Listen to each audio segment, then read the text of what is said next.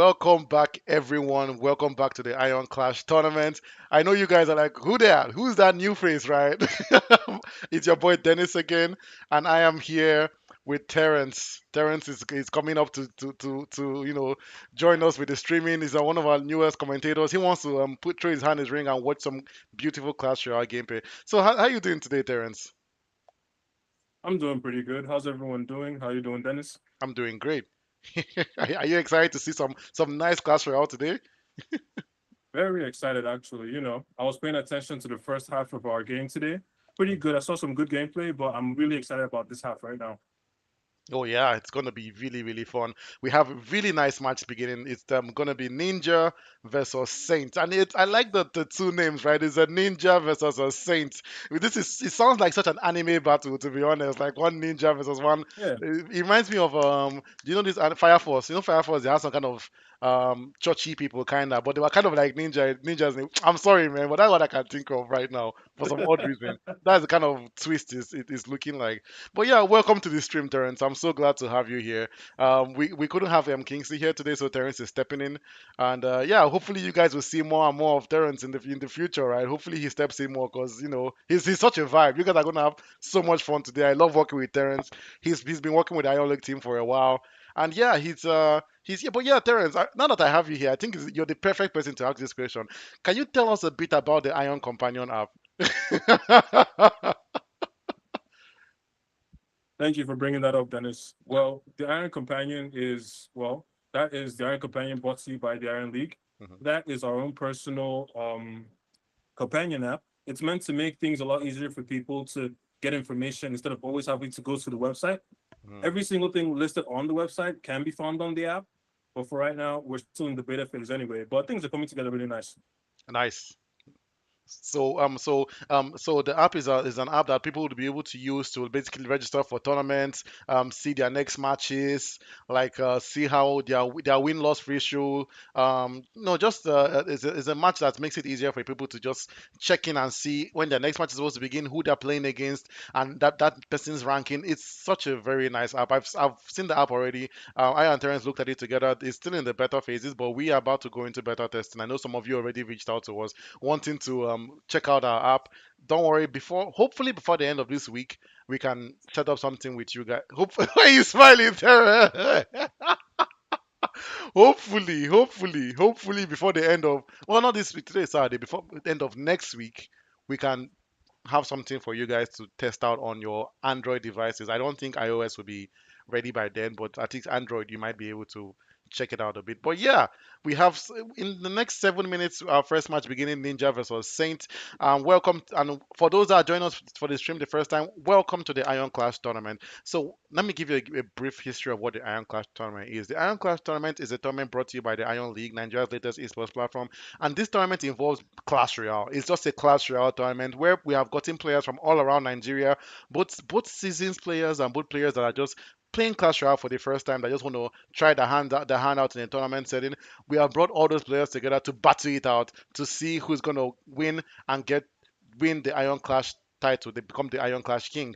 So there are three phases in the Iron Clash tournament. The first phase is the playoff stage where everyone had to win three wins. Sorry, two out of three matches to move on to the group stages. So the playoff stage is already done. That concluded last weekend, and now we're in the group stages. This is actually the first stream day of the group stages, and the groups are already shaping up quite well. We have seen Group A go, Group B, Group C, Group D. I think even Group E.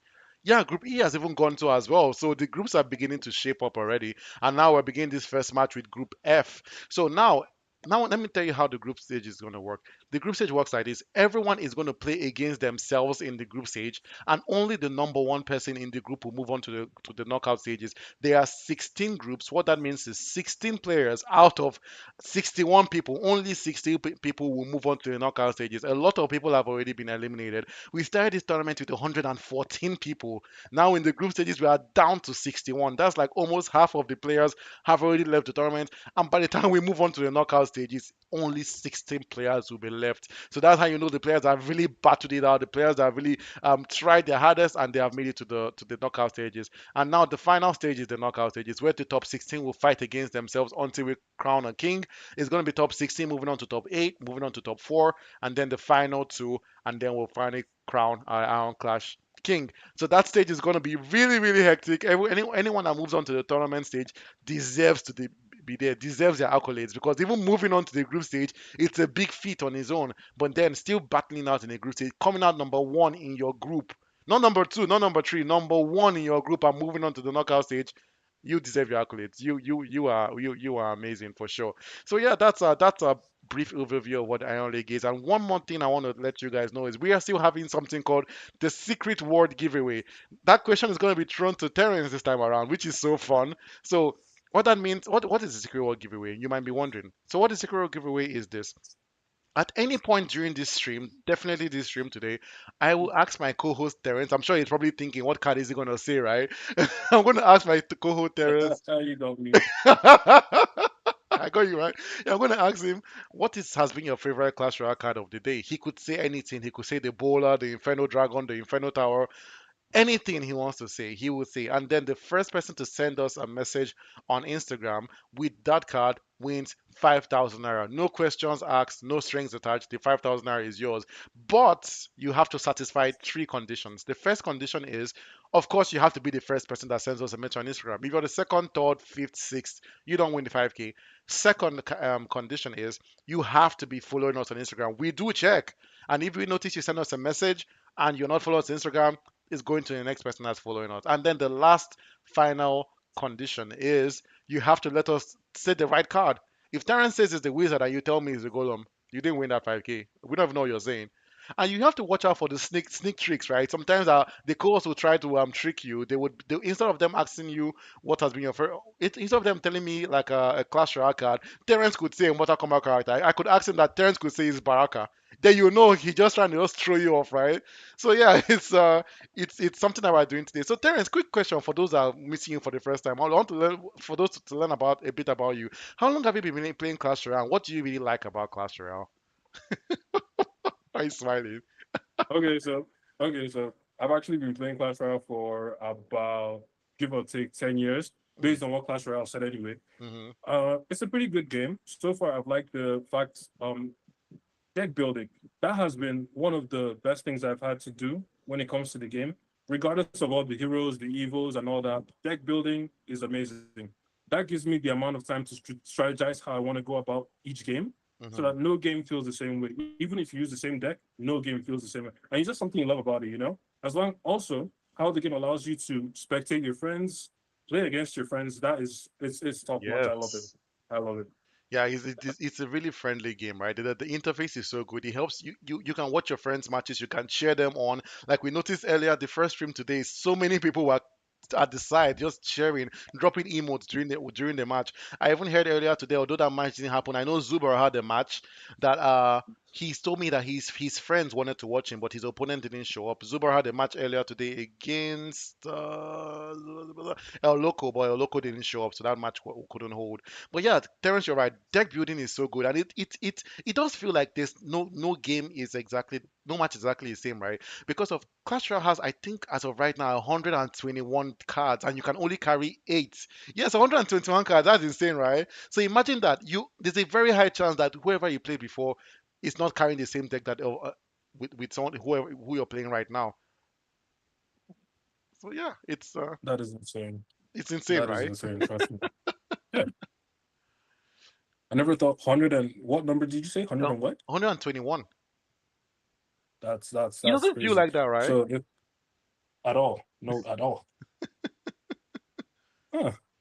You learn something new every day. I've been playing this game for a minute. I never knew there were that many cards. That's crazy. That's actually crazy. It doesn't. The one that actually shocked me was Brawl Stars. I don't know if you play Brawl Stars. You play Brawl Stars, right? You do play Brawl Stars.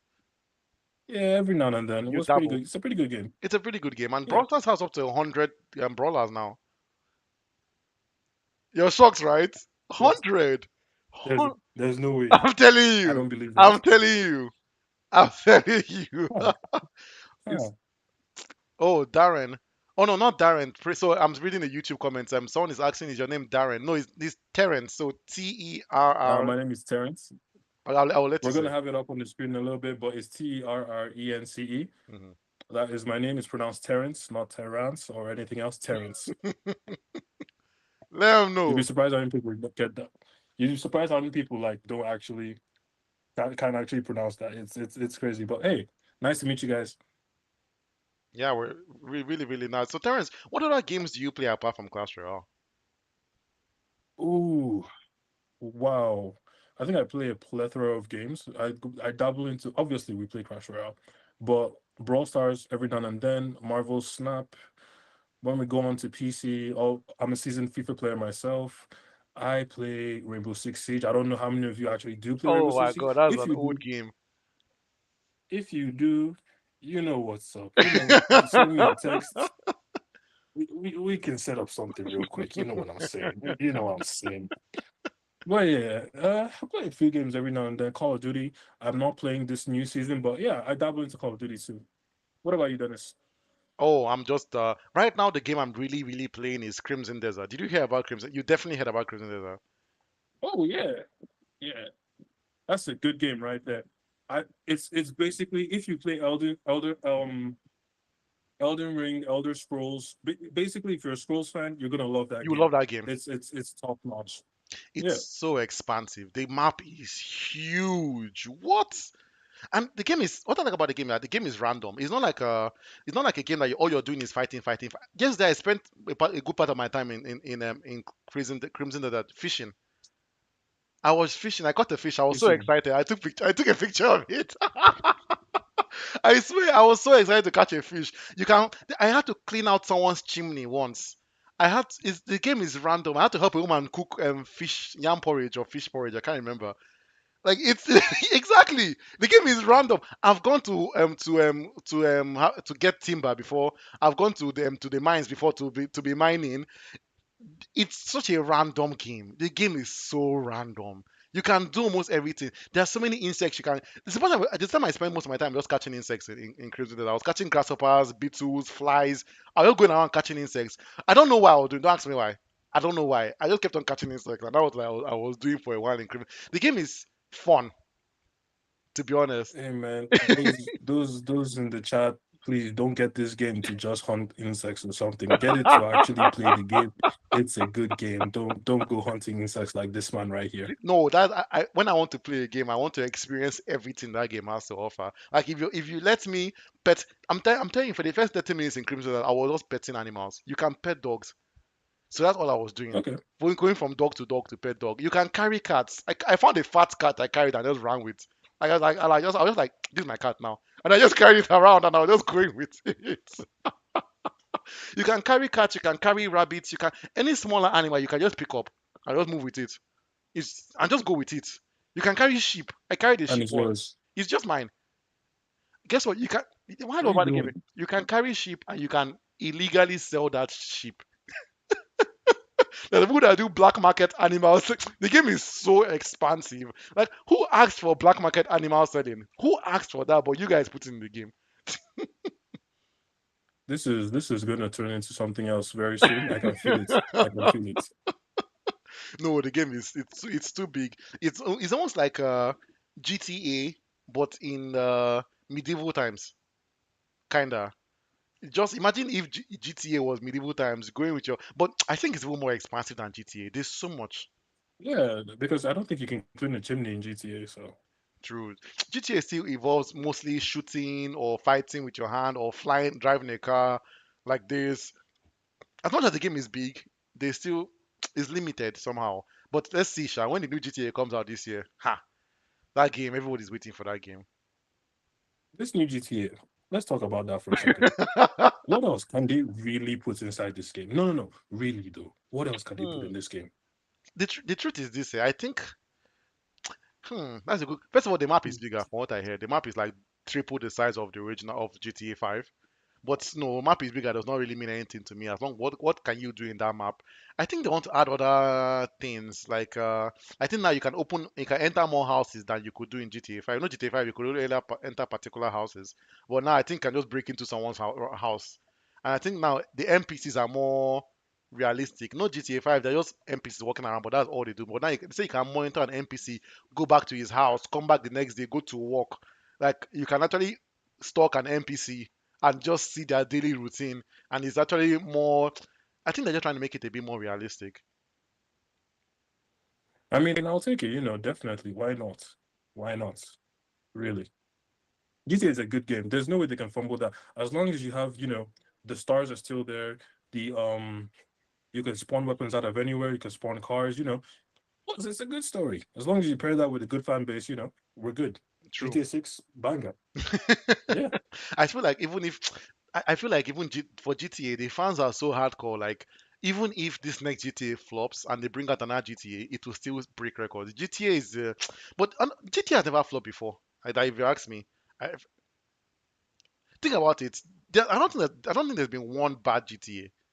If you ask me, Chinatown. which one is GTA China? GTA from Temu. I've never heard of that before. There's a GTA Chinatown. There is. So let's This take it guy. for a minute. There was San Andreas. There was Liberty City. Yes. There was Chinatown. Yeah, yeah, yeah, yeah. There was Chinatown actually. Really? Actually, the fact that yeah, Probably there actually was. was it like on console or Uh, PSP or mobile? Not entirely sure. I think it was actually on the PlayStation 2, but don't quote me on that. But I'm pretty sure it was on PlayStation 2. Quick question, Terence. Have you owned every single console like PS1, PS2, PS3, PS4, PS5? Do you know? I haven't.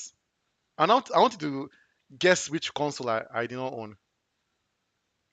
Hmm, that's a tough question right there. Are we staying strictly on Sony, Just or are on. we going like all round? Am I reached out? Or even Xbox, even we. Hey, hey, Sorry, oh, sorry, oh. I mean, it's entirely possible. But I think I don't think you've had a PlayStation 3. That is insane. How did you get that? That was so right, spot I on. got. That's insane. I know. Did you have a PS3? I'm, I'm good like that. I had a PS3 actually. In fact, I still have a PS3 right now. It's a lie. It's a lie. Hey man, if y'all give me the time, I'd go and get that thing right now. I still have it right now. But have you, when last you put it on? It has been years for sure. Uh, when last did I put it on? Maybe like 7 months ago. Yeah. Why? So I have this one thing where I do. I like to tinker with things. Every now and then I just like open it up, try and see what I can change, and then yeah. This It's guy. it's it's not running supported PlayStation software. That's me. What did you do with? You That's turn me. your PS3 into a bomb. What did you do with your PS3, guy? Why are you smiling? Why are you smiling? That's how we see a PS3 is flying. What did you do with your PS3? This your Hey sheepish man, smile. What did you do with your PS3? all I'm saying, I avoided the warranty. That thing is unsalvageable. Honestly, it's good to have hobbies like that. Hey, Just stay and open up yeah. stuff and see what's going on inside it. Like the other time it's reminding me of. Did you ever watch this series? Wait, before I and Terrence keep on yapping. I know you guys are like, isn't there a match that's supposed to go on right now? Saint is online, and Ninja, our team at the back has not been able to get a hold of Ninja. So in the next 2 minutes, if we don't still get a hold of Ninja, that win will go to Saints, and we have to Ninja will take a loss, and then we'll move on to our next match.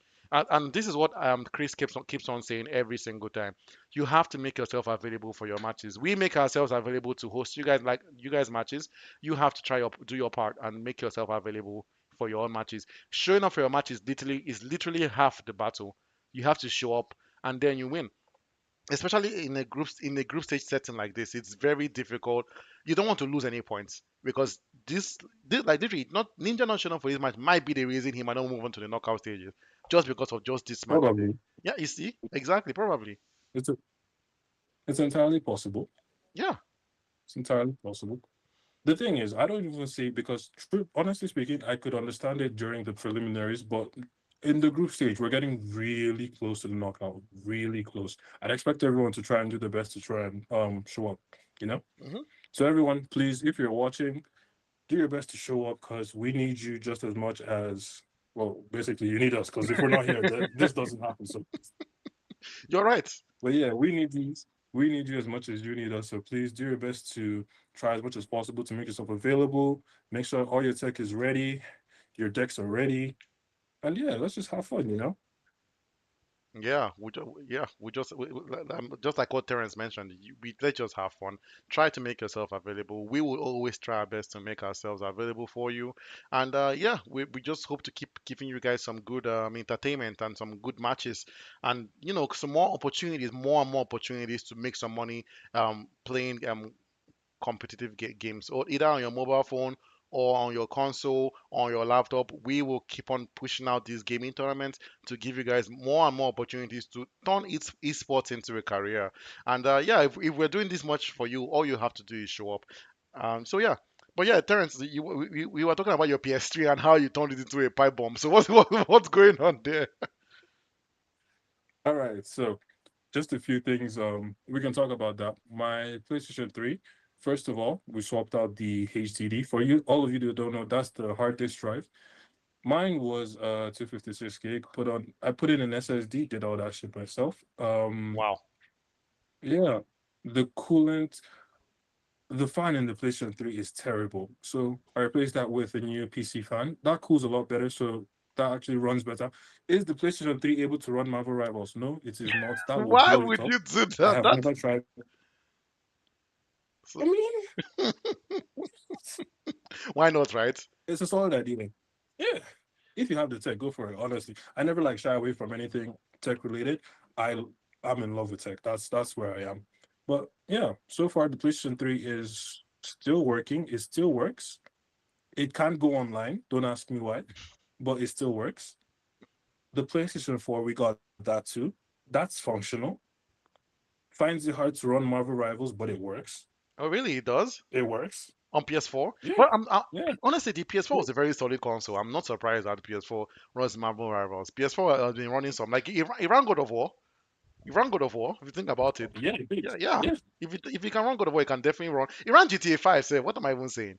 Like, those are heavy games it was running. The GTA 4 is a very solid console. I'm not surprised that it could handle Marvel Rivals. Do you play Marvel Rivals a lot? Because you keep Yes, on I saying do. Marvel Rivals as if, we should do a Marvel Rivals tournament. That would be so freaking cool.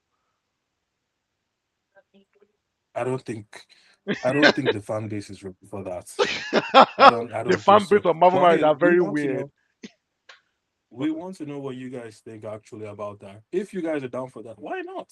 If you can actually make a squad, 6 squads, we go for it. Yeah. That would be very interesting. It's 6 people per squad, right? Yeah. Wow, So 6 squads imagine having to that's get about six friends 36 to play with people. you. That would be difficult. I don't think I have up to 6 friends that play Marvel. Imagine if you had to make a squad, Terence. Who would you call? Do you have up to 6 people? That sounds like a big task. It's a big task. It is. But is it worth it? Yes. Yes. Yes. It's more than just the money. It's more than just the money. I want the bragging rights. The money too, but the bragging rights, yes. The bragging rights for Well, yeah, winning. I think that what I'm leaning towards right now, I know you don't really play Brawl Stars a lot, but the game I'm really leaning towards to have a second tournament might be Brawl Stars. Why I'm leaning for Brawl Stars and not Marvel Rivals or like FIFA or Mortal Kombat? It's a phone game. It's easier to coordinate and have people available for mobile games. Like, look at this light issue that I have in Nigeria right now, this internet issue. Imagine if we were playing like online Rivals tournament. I'm telling you, if we had one match, I would dance. Like, like we think about it. Like with your phone, even if there's no light, at least you can come online and play game, right? And it's your phone, but and then no, PlayStation, you need them faster internet to have a smooth gameplay online as well on a console compared to a phone. So that's why for now we will stick with mobile games. And if I want to have an in-person tournament, if I want to have a console tournament, it would definitely be in person. So that's what. Well, Terence, quick question. Let's say we could have three games in person, console games, three game tournaments. What games would be? What would be your top 3 games you would love to see on console? Hmm, that's a good question right there. Hmm, That's a very good question, actually. Definitely FIFA has to be there. For FIFA, sure. I'm so sorry. For all of those, for everybody who doesn't play FIFA or doesn't like FIFA, I'm so sorry, but it has to be there. It just has to. Secondly, Mortal Kombat. I don't know which one. One, Oh, X. I don't know. I don't care. It why has not to be there 11? too. I love is funny enough, my 11 is my favorite Mortal Kombat out of the three of them, out of one and X. I'm sorry. That is the Mortal Kombat I just play very well. Because what I loved about 11, 11 is a footsies game. It's about controlling your opponent's pace and just knowing when to strike. One, when they brought in this cameos thing, everything just went to like I don't even know what to say. The cameos are very difficult to play against, and it's a lot more. I feel like this one is a lot more aggressive. Like if you watch Mortal Kombat tournament, watch one, watch 11. The things they are doing in one, they're keeping people in the air in one for long. Like, but 11, it doesn't happen that way. It's a bit honestly, 11 is a bit slower. 11 is a bit That's true. slower. One is it's what they're doing in one. If it's what they're doing in one, it's crazy. Hey man, I hear that. Definitely, I hear that. The last game I pick is I can't decide. Why I can't decide is just because it's between do I want to appease the general public or am I going for my own personal opinion? The general public would have to be Call of Duty. I think it's Call of Duty. My own personal opinion would be Naruto. If you don't know Naruto, if you haven't played Oh, Naruto, you can't chat to me. Don't even chat to me. the first match You is had actually to be about to there. begin, Terrence. I see. It's time for the first match of the tournament. We have DB Ron versus Hive Mind. I think we're waiting for one of them to share their match, and yeah, that match is about to begin very shortly. Okay, good. Let's get it. Let's see what's going on. Yeah. Okay, I see DB Ron has extended his hand already. Oh, they both sent it at the same time. I say, okay. Oh, they both cancelled. Isn't And that they funny? both canceled at the same That's time. just hilarious. Same, really work, really a hive mind situation. That the match has begun. Let's go watch some gameplay, guys. We have the first game of the tournament today. Not today. This stream. Hive Mind versus DB Ron. Hive Mind in the blue, DB Ron in the red. This match is going to be really good. Both players have selected their decks. Both players are ready. Let's watch some Clash Royale. So, Terrence, what do you think is going to happen with this match? How is it looking to you? No, Terrence, I see you're muted. I think you mistakenly muted yourself. But both players sending Hog Riders on both ends. That's so funny, right? Hivemind completely ignoring DB Ron Hog Rider, sending his own out, trying to get some damage in. He has to activate that hero ability before that Prince gets there, but he doesn't. He uses the skeletons instead, which is fair. Now he activates it. That was very smart thinking by Hivemind, activating the hero that that ability. that was a solid defense right there. Hmm. Honestly, that was very impressive. The royal delivery. Not a lot of people use that. Yes, it's really difficult to time that drop, right? Because it's really a delivery, right? It really takes a couple days for it to land. Yeah, and the drop itself has a delay to it also. So It does a big delay. I thought that executioner was going to activate that king tower, but the wizard just being far enough away from the tower that the king tower stays unactivated. And now Hive Mind defending the Hogara with the minions, but I think that's going to be bad because of the wizard. But no, ooh, beautiful placement very of good those use of the skeletons. skellies. Very good use of the skellies right there. Mhm. That's a rogue hog rider. That's at least 3 hits. One, two, one more. Okay. Two. He was able to stop that with the witch, but now look at this push by Tiburon, dropping the knight and then dropping the witch behind it. I think that tower is done because there's no way that Hive Mind will be able to defend this push. The prince Ooh, already hold at the on, tower. hold on. Oh no, No, it's that's not how it defend. is. No way. No way. And then that prince gets another hit on the king tower. That's insane. That prince offering so much value in this attack. Drop him, destroying the princess tower, getting a big hit on the king tower. Hive Mind king tower down to 2853. Diberon at 1503. Terrence, this match is looking awesome. Hmm. I'm really hoping Hiveman can pull it together because he needs all the help he can get right now. He does. He does, right? Like the Hog Rider coming from this end, the Wizard on the other end. There's no way for Hive Mind to defend this. He drops the minions. Good defense against the Hog Rider, but the way it's looking, I think that Debron is trying to get the second win, but that was some. I have to say that was not the best placement of that Prince. Dropping it in the middle when It really wasn't. yeah, when the But Furnace was there, the Wizard was there.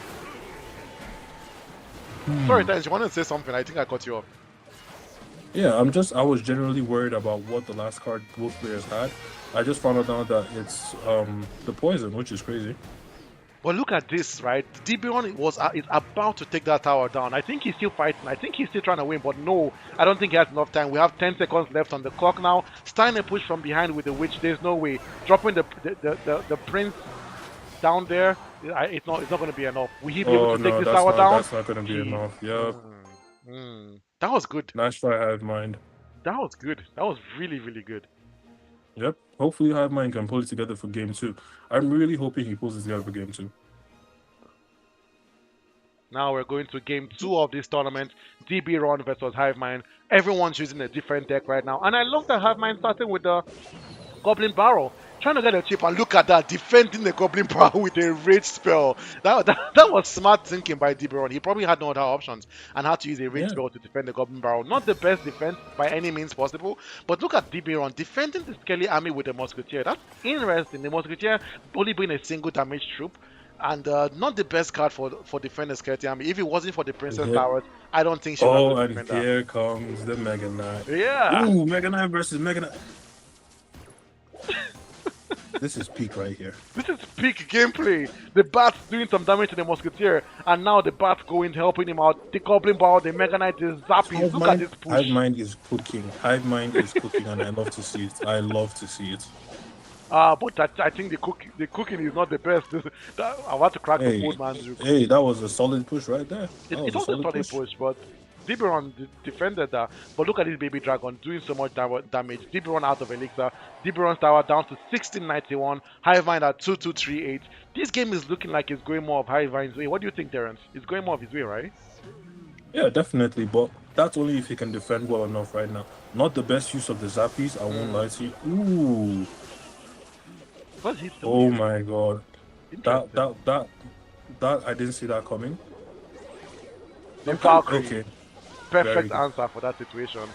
Swiping away everything. You see that Valkyrie just did just best answer for that. But now look at this. I have to say the Zappies are one of the best cards right now in the game. Being able to stun and stop your opponent. Look at the Valkyrie trying her best to get close to those Zappies, but she was able to Those destroy them. Zappies. But the Zappies, look at the amount of damage those Zappies did, and now the Baby Dragon here to clean up the Valkyrie. I have to say, Hive Mind is playing a lot better in this match compared to the previous match. And now the Mega Knight is out, but I think he came out too late. Because now the Baby No, Dragon is no. already down. Mega Knight Oh and Zappies no. combination, very interesting combination. But DB1 has the evolved Mega Knight, being able to send back Hive Mind's Mega Knight back and back into the tower you go. And he just has to stay consistent in this push. But I love Hive Mind's side stretch, right? He doesn't care. He's still pushing, dropping the Goblin Barret on that tower. That tower is DB almost Ron done. is wow. Okay, Hive Mind is really putting it into the. Okay, this is a solid push. Come It on. is. Hive Mind just has to Now whittle the that question down, is, if Hive Mind is able to defend this push right here, and he Mega does. Knight again. Mega Knight is the answer to most questions, Terence. Yep, It is the answer to most questions. it, Even it people are really is. clapping, dropping the back Goblin Barrel. This should be sufficient to win the match for Hive Mind. And it is. That tower is down. Will Hive Mind be able to Hold defend? Look up, at that tower. hold up. What? What? All What? right. Oh my. That was that was insane. That was insane. DB Ron saying this match is not over yet. I am still here. Let's keep on Oh going, my. guys. We are down to overtime right now. Hive Mind and DB Ron. And the way it's Oh looking, my Hive Mind's goodness. tower is down to DB1 is putting it on. Hive Mind can defend it. He is. He can defend He it. The can't. Mega Knight He can't. out. Out. The answer to all questions by for Hive Mind. But look at this, the evolved Mega Knight. Evo. What? Jumping past each other. This is it.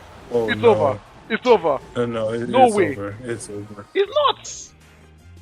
This is Come insane, on, Hive guys. Mind. You I still have a feel chance. I don't think so. And I think DP1 is going to send out the Hawks very shortly just to get that tower down. But I love what Just to Hyman get is the doing. tower. He's putting pressure on DB1 just because so DB1 can focus more on defending and attacking. He's not letting DB1 have any resting moment to think about dropping the Hawks. But now the And Hawks are here out. comes the piggies. Here It's comes over. the piggies. It's over. It's over. It's It's over. over. That was insane. Hive Mind did a good job, but you know what? DB1 just he piled it on. You did. Very nice from both players, honestly. Very, very nice. DB1 is so aggressive, but Hive Mind just he couldn't match up to it.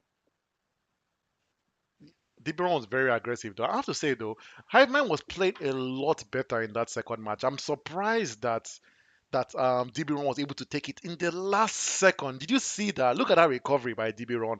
About to go into game three, but DB Ron said, "No, we're not going into any game three. No smelling game three over here." And he kept on pushing, he kept on fighting it, and that's how what gave DB Ron the win. Awesome display by DB Ron. That was so good. I said it before, I'll say it again. Absolute cinema right there. You see that? Beautiful.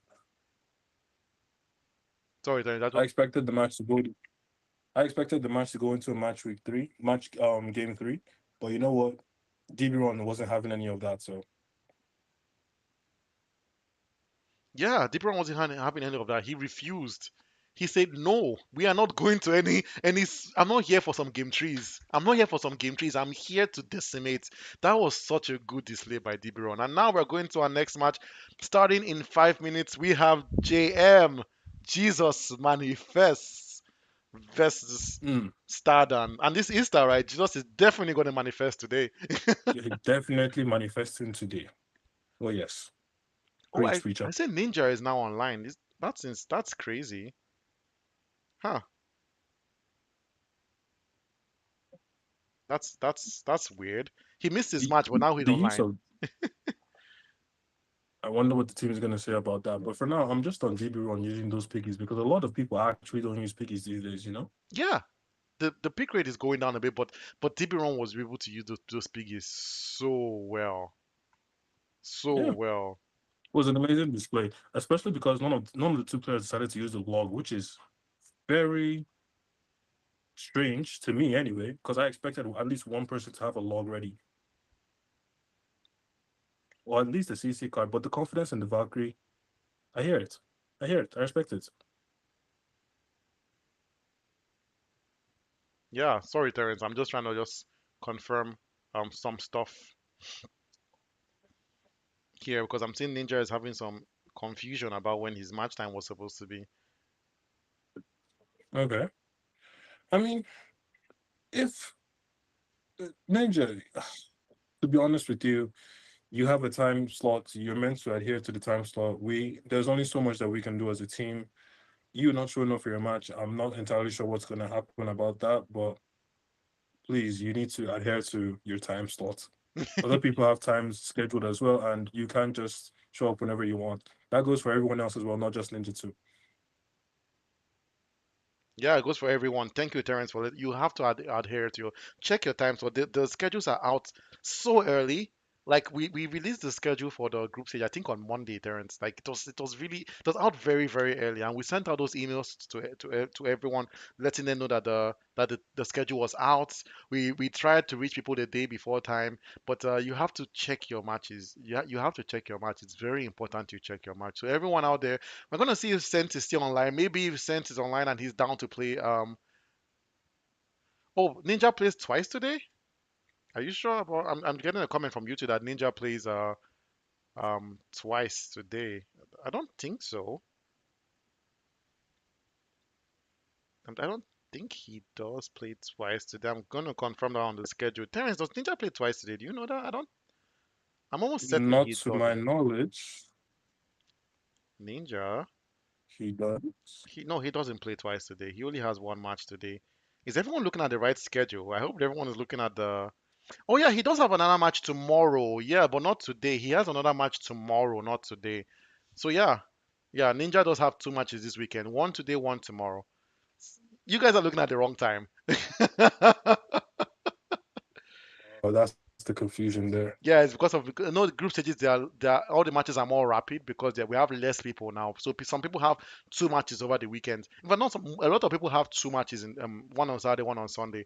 So I think that's what probably confused Ninja, right? Because of he thought today was tomorrow, and he saw his match was against Bad tomorrow, but it's actually today. Oh, I feel bad. I don't think Saint's still online. That win has to go to Saint. There's nothing we can do about that. It's really sad to see. But yeah, the next match, JM Jesus Manifest versus Stardan, beginning in about a minute. I'm going to confirm with the team at the back if they've been able to get a hold of Stardan.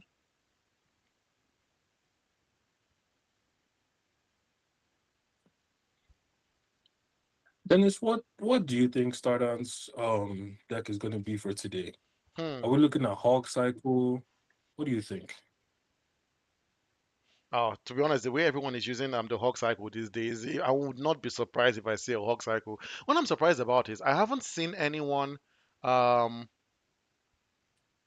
I haven't seen anyone use the Elixir Golem Battle Healer combination. That's the one that's up that we saw a lot the past 3 weekends. It's just been back to back Elixir Golem Battle Healer, Electro Dragon, and Night Witch combination. Wicked combination.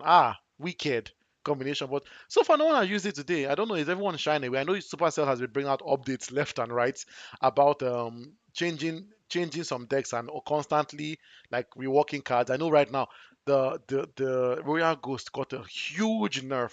He's not as good as he used to be any before. Now his evil mode.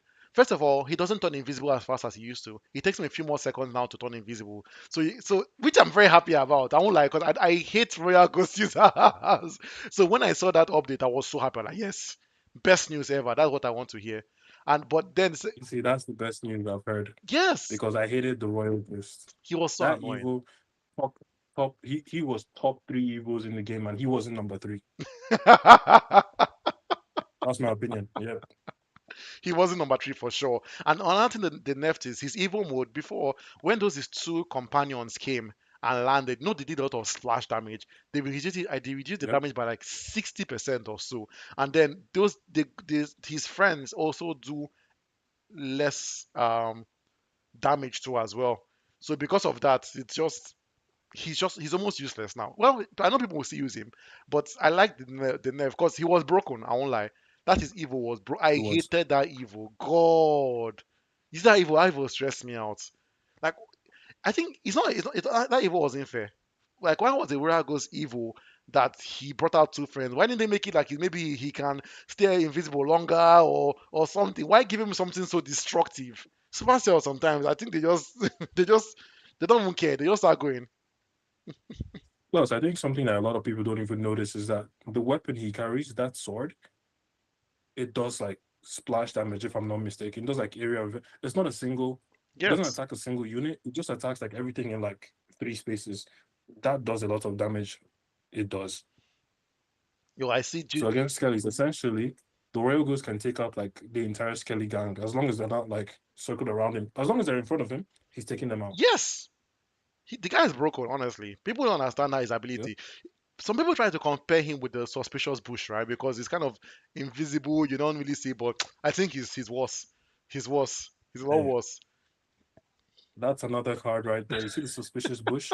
If I catch you using it, if I catch you using If I it, catch you, Ricky, I don't think I haven't seen a lot of people in this tournament using that. I think maybe one or two people have used it actually, one or two. But if I catch you using it, if I if I catch you, catch you, Ricky, Ricky, if I catch you, Ricky, if I catch you, Ricky, oh ha. yeah, still a good card, very good card, It's a broken, good very card. good card. Broken, definitely broken. I can see the match is about to begin. Stardom has stretched out his E hand, and now we're waiting for JM to dap him up and begin the match. It's gonna be really, and the match has begun. Stardom versus Jesus Manifest. Welcome All everyone to our right, second let's match of the see. day. We have Stardom versus Jesus Manifest. Will Jesus manifest today? It's Easter, right? So I'm looking for some manifestations. Stardom in the blue, JM in the red. Let's see how this match goes down. And JM starting with we're just trying to cycle his decks, dropping the skeletons, and then dropping the fire spirit. He looks like he's carrying a real oh, he's carrying a real light deck. So I want to see how this unfolds. You, you know what they say about people who carry the light decks? Golem in the pocket. That's what I'm saying. Yes, yes, I'm really expecting that. But look at this offense by Stardom, dropping the Royal Ghost, dropping the guards, but everything being destroyed by that Void spell. What? Oh, just look at how That's a JM proper defends this. defense right there. Yes, proper defense by JM. But then look at the Barbarian Barrel. These two players are defending so well. They're literally saying whatever you can throw at me, I can throw at you back, and whatever you defend, I can defend back. Both players basically at even. And now the Monk is out. This is a very dangerous hero card. The Monk hero card is a hero card that when used properly, when used well, it's so nasty to deal with, especially when he activates his ability. I'm surprised Stardust didn't activate his ability back then. I don't know. I wonder what he's waiting for.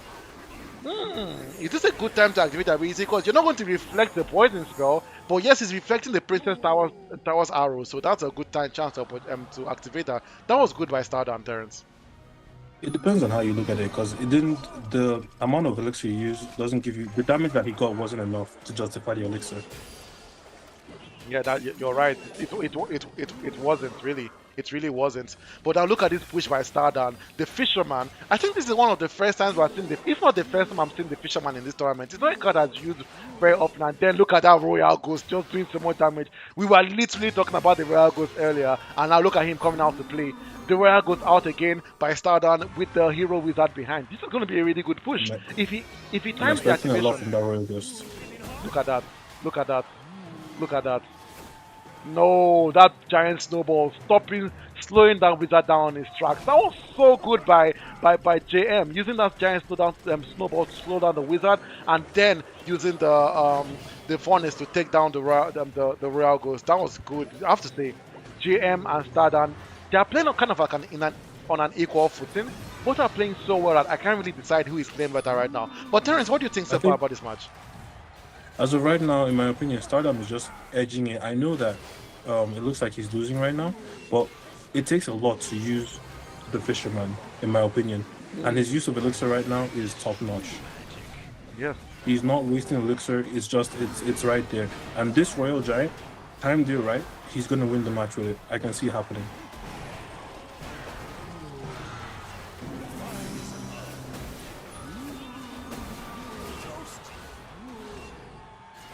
You see exactly what I was saying. The Royal Ghost, once he starts slashing, he's taking out everything in front of him. Yeah, and look at that. Look at this push by Stardust sending the This Royal is a proper delivery. push. This This is a good push. It is, but I love the reaction time by JM by timing that cannon perfectly because he's basically saving that cannon for the Royal Giant. Whenever I see that, look at the activation, perfectly used. I love to see when a hero activation is used so well. Just It's because of that, beautiful. yes, just because of the activation, that wizard was able to clear out all those defenses. And now I think Stardom has a chance, right? Because now the cannon is out early. If he waits for the cannon to go down, he can drop the Royal Giant at the perfect moment to be able to do some damage on that tower. At this point, I think Stardom has to. I think the only disadvantage Stardom has here is one, he has no building card, so he has nothing to distract the cards by Jesus Manifest. Secondly, he Ooh, only has ooh, the ooh. Void. JM, that was a proper push right there from JM. Yes, yes. Who do you think is going to take this win, Terrence? Honestly, I thought Stardom at first, but it's looking like JM right now. Um, do Jesus we have two manifesting. wizards there? Are you seeing this? There are two hero wizards on that bridge there. But look at that defense. What? That is some good defense. That is good defense. What? This is insane. Look, he's even using the Goblin Drill to defend as well because he's not really focusing on using the Goblin Drill as an attack strategy. He's just defending right now. Honestly, these two are playing so well. Stardom down to 12-14, JM at 2-3-0-1. Terrence, your thoughts? Honestly, this is some high level class right here. This is what we live for. This is it right here. It's gonna come down to a bad placement. Whoa! Did you see that? JM dropped that giant snowball because he was trying to stop that hero. And high breaker. What? Very nice from JM. We Very, got the very nice. tiebreaker. That was insane. That was a good match. Very, very nice. That was a good, Very, good very match. nice. Huh. That was a proper match right there. Very Proper. good use. None of them even used the basic cards. I didn't see a Valkyrie. I didn't see a Musketeer. And that just makes me believe that I'm going to see all those in game 2. And now look at Stardom. Exactly the same way JM started in the previous match, dropping the Skellies at first, and JM started with the Baby Dragon. I'm seeing an evil Baby Dragon, so something tells me there's either a Golem or a Lava Hound in this deck. Whenever you see someone play an evil Baby Dragon, you know something dangerous is coming out shortly. And Exactly. And now Yep, and that's the Musketeer right here. But here comes the piggies. the piggies. I love what Stardom is doing, right? Dropping the Earthquake Skull. But look at that by JM activating his King Tower. This is a million IQ gameplay, Terrence. I love to see that. That was so good. This Stardom is in serious trouble right here. That Musketeer It gets was it hard done. enough facing just the regular towers, but that King Tower being on right now, that's a big problem. Yes, but I have to give it to Stadan. Stadan is playing so Ooh, well. here comes two new heroes. We haven't. I don't think we've seen these two. Well, we haven't seen this team, these two today. The Archer Queen and I just knew he was going to activate it. That's the best time to activate it. Her health was down already. But look at Stadan Oh, focusing on that the wasn't the offense, best dropping the defense from piggies. start. I really want not the best, but because look at how much that Golden Knight is doing on his tower. That tower is going down. He activated the ability again. That was insane. That tower is down. I think Stadan And is giving up. that's a bad placement of the lightning tower. That's wraps. That wraps That it up tower's there. The gone. Tesla too far away to able to provide any Yeah, form of defense. I think Stadan has realized that this game is not going to go his way, and GM is going to take this one home. Stadan down by a tower. GM basically untouched. His only tower that's been touched is 2449. I don't think there's any way for Stadan to come back from this, but who knows, right? I don't want to predict the end of a battle. I have seen people come back from one tower down before, myself included. I have come back from that before. So if Stadan can just keep his chin up and just keep his head up and believe that he can still get this tower down. I have faith in Stadan that he can get this tower down too as well. Stadan sending the piggies, trying to get to him, but look at that defense. The evil baby dragon slowing down the piggies, and then the void spell, and then all those troops. JM is like I said, top tier gameplay, top top tier. tier. Look at the sniper. What? The evil musketeer being able to whittle down the health of the Tesla while she was all the way at the other end of the tower. I like what I'm seeing here by JM. JM knows he's won this battle. If you notice Terrence, he's not attacking anymore. He's just focusing on defense. That's what he wants to Oh yeah, do. of course. Which makes sense. I don't think so, We Terrence. Are stand you seeing corrected. this? We stand corrected. I was expecting a sneaky Golem, not a sneaky Electro Giant. What? He's going for it all. He's going for the 3 crown win. I think he's gonna take this. What? That Musketeer? Oh It's no. going. It's go. Oh no. Star No, down. not Star enough. down. I think he's Star giving down. up. You had a good run. That void will not We be had a enough. good run. Well, it seems GM is manifesting on Easter. Absolute cinema. Love to see Absolutely. it. That was so good. That was so good. Proper gameplay from both players, definitely. Big ups, honestly. Honestly, I have to even say Stadan played so well. Like he played so well that I can't even say a fault in the way he played. I can't say a fault in his game style. I think that if Stadan had a different opponent, he would have won that match. That was so Of good course. by Stadan. He was able to react quick enough to all of GM's attacks, but GM was just over that first match going down to the wire, going down to the hell drain before we could even crown a winner. But the second game, I feel like what happened is when Stadan did not react to that Golden Knight, that was where the end of the game started from. The Golden Knight able to do so much damage, just constantly hitting that tower, taking that tower's held down, and then the baby dragon coming to finish the job. It was Basically insane. took about, a good like 45% of the tower before anyone even knows what was happening. And that was a bad that was not the best decision right there from Stardown. It wasn't. It wasn't. I feel he gave up a bit too early, Was but he played so well, especially in that first game. He played so well in that first game. I wish he brought that same momentum in his second match. He would have actually shined a bit more. But yeah, JM saving an Electro Giant to the end because no, he didn't play that card to the end. I was thinking it was a sneaky Golem or a sneaky Lava Hound maybe, but no. I expected a sneaky golem. I don't know. I'm a sucker for sneaky golem. I just love to see it. I love the meme, right? And the sound that oh, no, no, yes. You just have to love it. I love it. The And Clash Royale memes are undefeated. they are undefeated. They are so good. And I have to say our next match, Jones versus Obito. I see Jones is already online. I'm just going to check with them real quick. But yeah, Terence, tell us more about the last match. What did you really like and what didn't you like in the last match? Placements.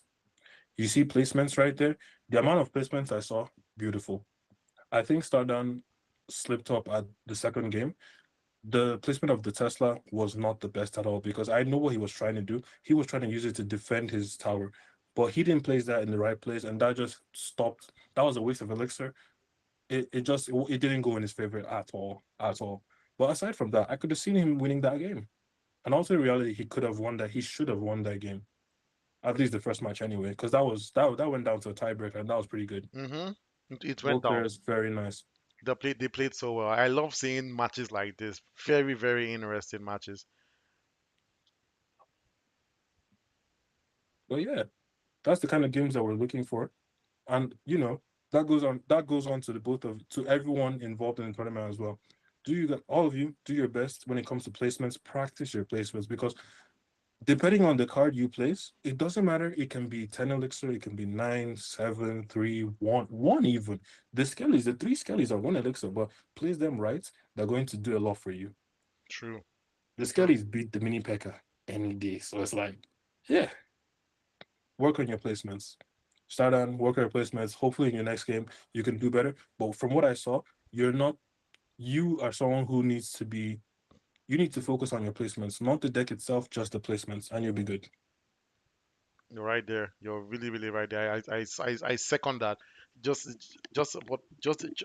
needs to focus a bit more on his placements, and yeah, that's that's all I can really say about that. You're very right with that analysis, Terence. And our next match is supposed to begin now. It's Jones versus Obito. Obito coming from a previous win last weekend where he had to win to he played against I think him. I think it was him. Yeah, he played against him and he won that match. He sent him. He eliminated him, and that's what moved into the group stages. And then Jones also coming from a previous win, I believe. So this is going to be a very difficult match for Jones because Obito is one of the renowned best Clash Royale players in Nigeria, from what I'm hearing online, from the chat I'm hearing. So I really want to see how Jones climbs this mountain. It's a big mountain to climb. So I see Jones is already in the clan. Jones is ready to brawl, and but Obito is seems like he's missing his MIA. The team is trying to get a hold of him, but they haven't been able to. I really hope he doesn't miss this match. And but that would be good news for Jones, if Obito misses this match, then what that means is that's a free win for Jones. So I can't wait to see if Obito is able to pick up or he's able to join this match. I really hope he can. But if he can't, free win for Jones, and then we move on to the next match. Who wouldn't want a free win? In the group stage, you take the wins you can get, really. Really. That's true. Plus, from what I hear, Obito is a really good player. And Jones, I'm not saying Jones is not a good player because he had to have played his matches and won his matches for him to even be here in the group stage. So that just shows he's competent enough to be here. I expect him to put up a good fight, regardless of who his opponent is. True, true, exactly. You got to the group stage by yourself. You weren't dashed this position, right? You won matches and you got here. That means that you are as good as anyone else that's in this group stages. No one should have that mindset or that attitude that this guy I've heard so much is the best. I can never win this match. That's a lie.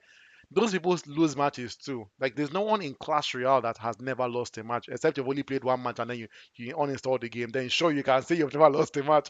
But if you've gotten if you've been playing Clash Royale for a couple of years,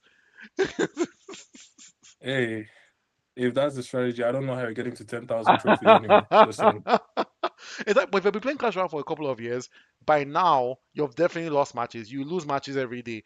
So if those people are losing matches, that means clearly they're not impenetrable. There is a way, and where there's a will, there's a way. As I keep on saying. So watch your opponents. This is what Chris kept on saying, right?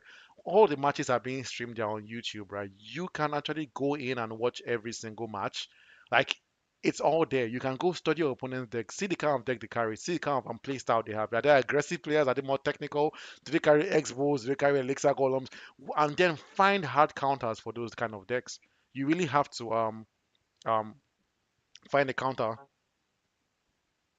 for those kind of decks. Yeah, Yeah, because I think that's something that a lot of people actually forget. The fact that you can actually go back to our YouTube, watch the video, see who. In fact, you don't even have to watch the whole thing. You can actually go to our website, check the time slot of your opponent, figure that time slot out in our YouTube, watch it, figure out a counter to that, and then get ready. true. That's what I do. It, That's what I do. the answer is the answer is just there. It's very very simple. Watch your opponent's deck, learn their strategy. The answer is on our YouTube. So make sure you tune in to our streams. If you cannot make it to our streams, the videos are always there for you. Go and give them a watch and enjoy yourself. Yeah, Get ready for your matches. it's simple. It's easy peasy, just as Terence mentioned that. What if I was in this tournament? What I would do is very simple. I would a day or two before my next match, I would go on the Iron League YouTube page, watch the stream, look for my opponents. No, first I will go to our website, find when my opponent played. their previous match. Now use that timeline, go to our YouTube and find that match, watch it, say, so this is what he does, this kind of thing he plays.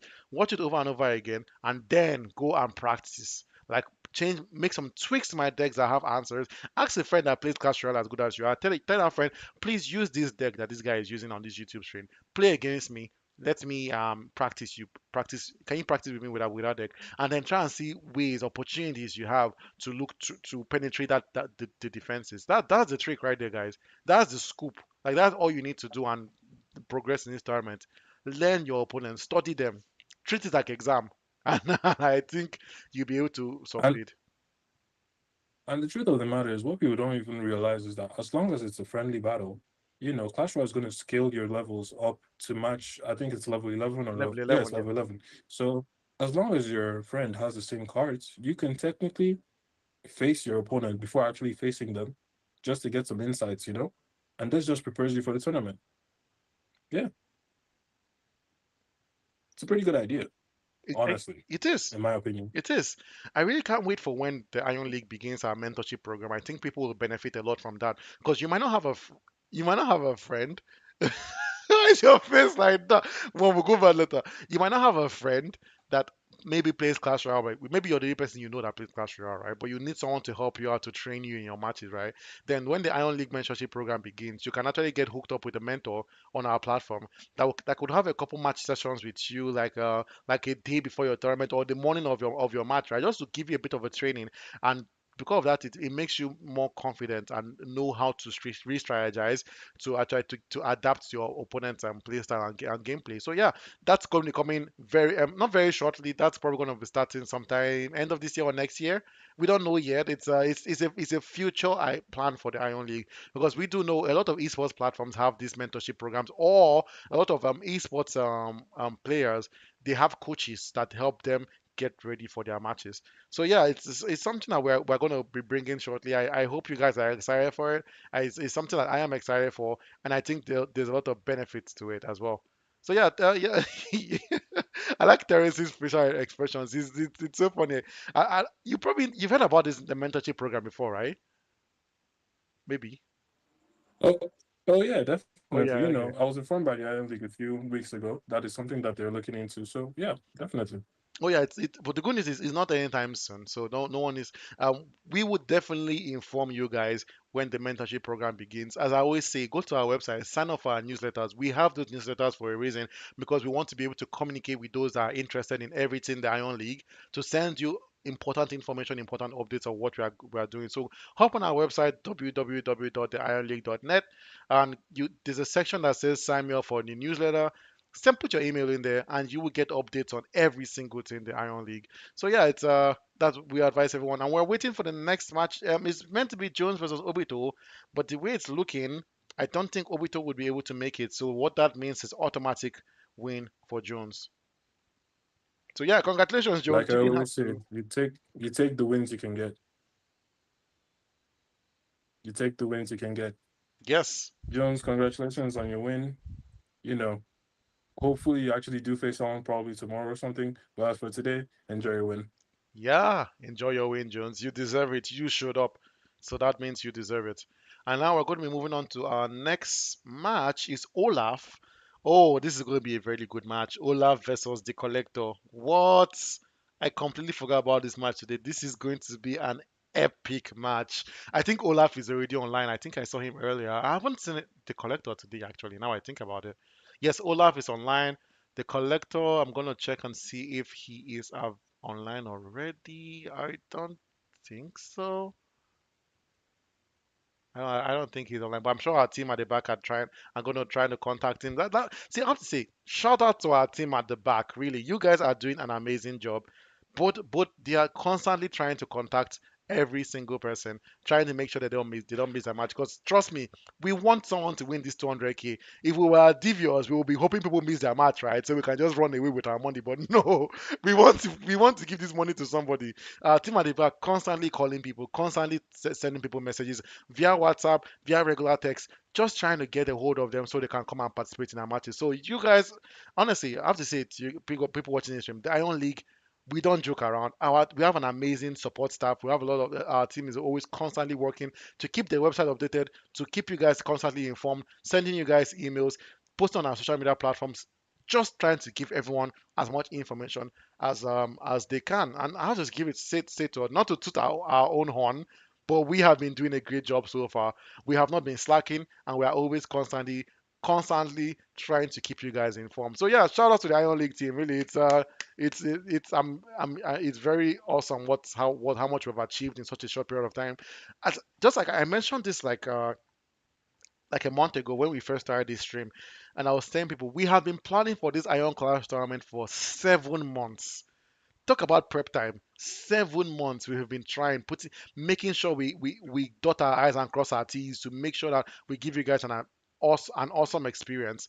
We did everything just to make sure everything's fine. And I see the collector just joined the clan. He is ready to battle.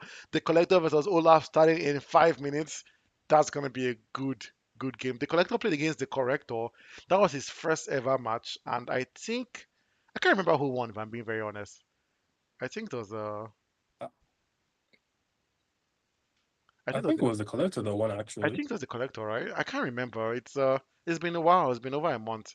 I have to check. But you know what's It's funny? been a while. That's crazy. They both are in the group stages. Both the collector and the corrector, they both made it to the group stage. I love that. I love to see that. Like remember Terence, we had three Alvins, but only one Alvin made it to the group stages. Which is insane. I know Which is insane. the ultimate Alvin, as I Congrats to like that to call single him. album, by the way. Yes, he has bragging rights now. Those other Alvins have to go and change their name because Frauds. fraud. Frauds. I'm telling you, bragging But yeah, rights. the collector is one of the participants in the tournament that I'm really looking forward to. When I watched him playing the corrector, that was a solid game right there. Hmm. Honestly, that was a very good game right there. And that's the kind of thing that we expect here at the Iron League. We expect integrity, but hey, at the same time, do what you got to do to win. Whatever deck you got to use to win, use it. Do Whatever it. thing, if it's the sneaky golem, if it's the royal ghost, whatever you have to do it. I don't support the evil Mega Knights. The regular Mega Knights is fine. I don't care about that. But the evil Mega Knights, I don't support it. But if you have to do it, you have to do what you gotta do. Do it what you gotta do, and get a win. See, what I like about Simon is that we didn't ban any card. Every card is okay. Every card you want to use. The boss bandit, she's allowed. The Mega Knight, evil Mega Knight, is allowed. No, no song. Do you remember that old song? Is allowed. Is allowed. Is allowed. There was a very old song like that. I cannot remember that. But that's basically the only go. Is allowed. Carry any card. As far as I'm concerned, if Supercell allows a card to be used in the game, we allow that card to be used in our tournament. Exactly. Yeah. How about it? Because yeah, why not? I want to ask you a If you're used to question. using yeah, If we're having a FIFA tournament, would we let people use those ultimate teams that FIFA makes? You know those teams that FIFA makes that they have like all the great players from all around this thing. Would that be liable? that's a good question right there. I say variable, not liable. Yes, We would. Nah. yes. Are you sure? Do you, I thought about saying no. I thought about saying no, but can you imagine somebody losing while using that team? You have no reason. You have you're no you can never make it. you can never make it. And Breathing you heavy. can never make it. Breathing If you have heavy. to use if you have to use FIFA 11, was it FIFA 11 or UNICEF 11? I can't remember. Adidas 11, something like that. If you have to use that team and you lose, I will personally remove you from the tournament. Me. We'll make a hate account on Twitter for that person. Like you must be shamed. Exactly. You must be shamed. Yeah, look, I think the You have to. the pressure will be so high on someone. Like I went for a FIFA tournament like 2 years ago again with my friend, right? So my friend he's very good at FIFA, but he's a big Arsenal fan, so he uses Arsenal. So but when he went to that tournament, everybody was using France. You know France that year 2 years ago, everybody was using France. He could not. So he was using Arsenal. So they were beating him. He was not vexing. Say okay, because of France, I'll be here to use France. So everybody was carrying France at that tournament. So him to change to France. That's the issue with FIFA. I think that we had the FIFA tournament. It just be France. Yeah, because when you think about it, yeah, if we say we're gonna ban the FIFA 11, your opponent might as well just use it. Both of you use FIFA 11, FIFA 11. Why not? Go have at it. Have fun. Really, have at it. Have fun. Yeah, Is that what you want to do? Have fun. Or last time, what we can do is we please. can make it purely just clubs. So you can't use country, you can't use those kind of just purely real clubs. But if they use clubs, who do you think? What club do you think people are going to use the most? Li- Liverpool, Real Madrid, those two. It's Can't Madrid. see anybody using anything else. True, actually. Madrid is really, really solid right now. So Oh my even, God. even Man City too. I think people will use Man City. Eh, yeah, yeah, Haaland, yeah, yeah, yeah. Yeah, yeah, Haaland, yeah, There'd be yeah. more there'd be more Mbappe players anyway. And then there'd be people who'd use Barcelona just for Lamine Yamal. But hey, I digress. True, true, true, true, true, true. How good are guy? You know your FIFA, Sha. How good are you in FIFA? Eh, toot your horn Me, small. Tell us the truth. Don't be humble. Don't be humble. I can hold my own. Yes. Even if I'm gonna lose, you're not gonna win me. You're not gonna score more than 2 goals against me. You won't beat me. You won't beat me like a child. Yeah, exactly. Exactly. I think our next game is about to begin. Yes, it's Olaf versus the Collector. Olaf. Oh, wrong, wrong, wrong, wrong, wrong, wrong.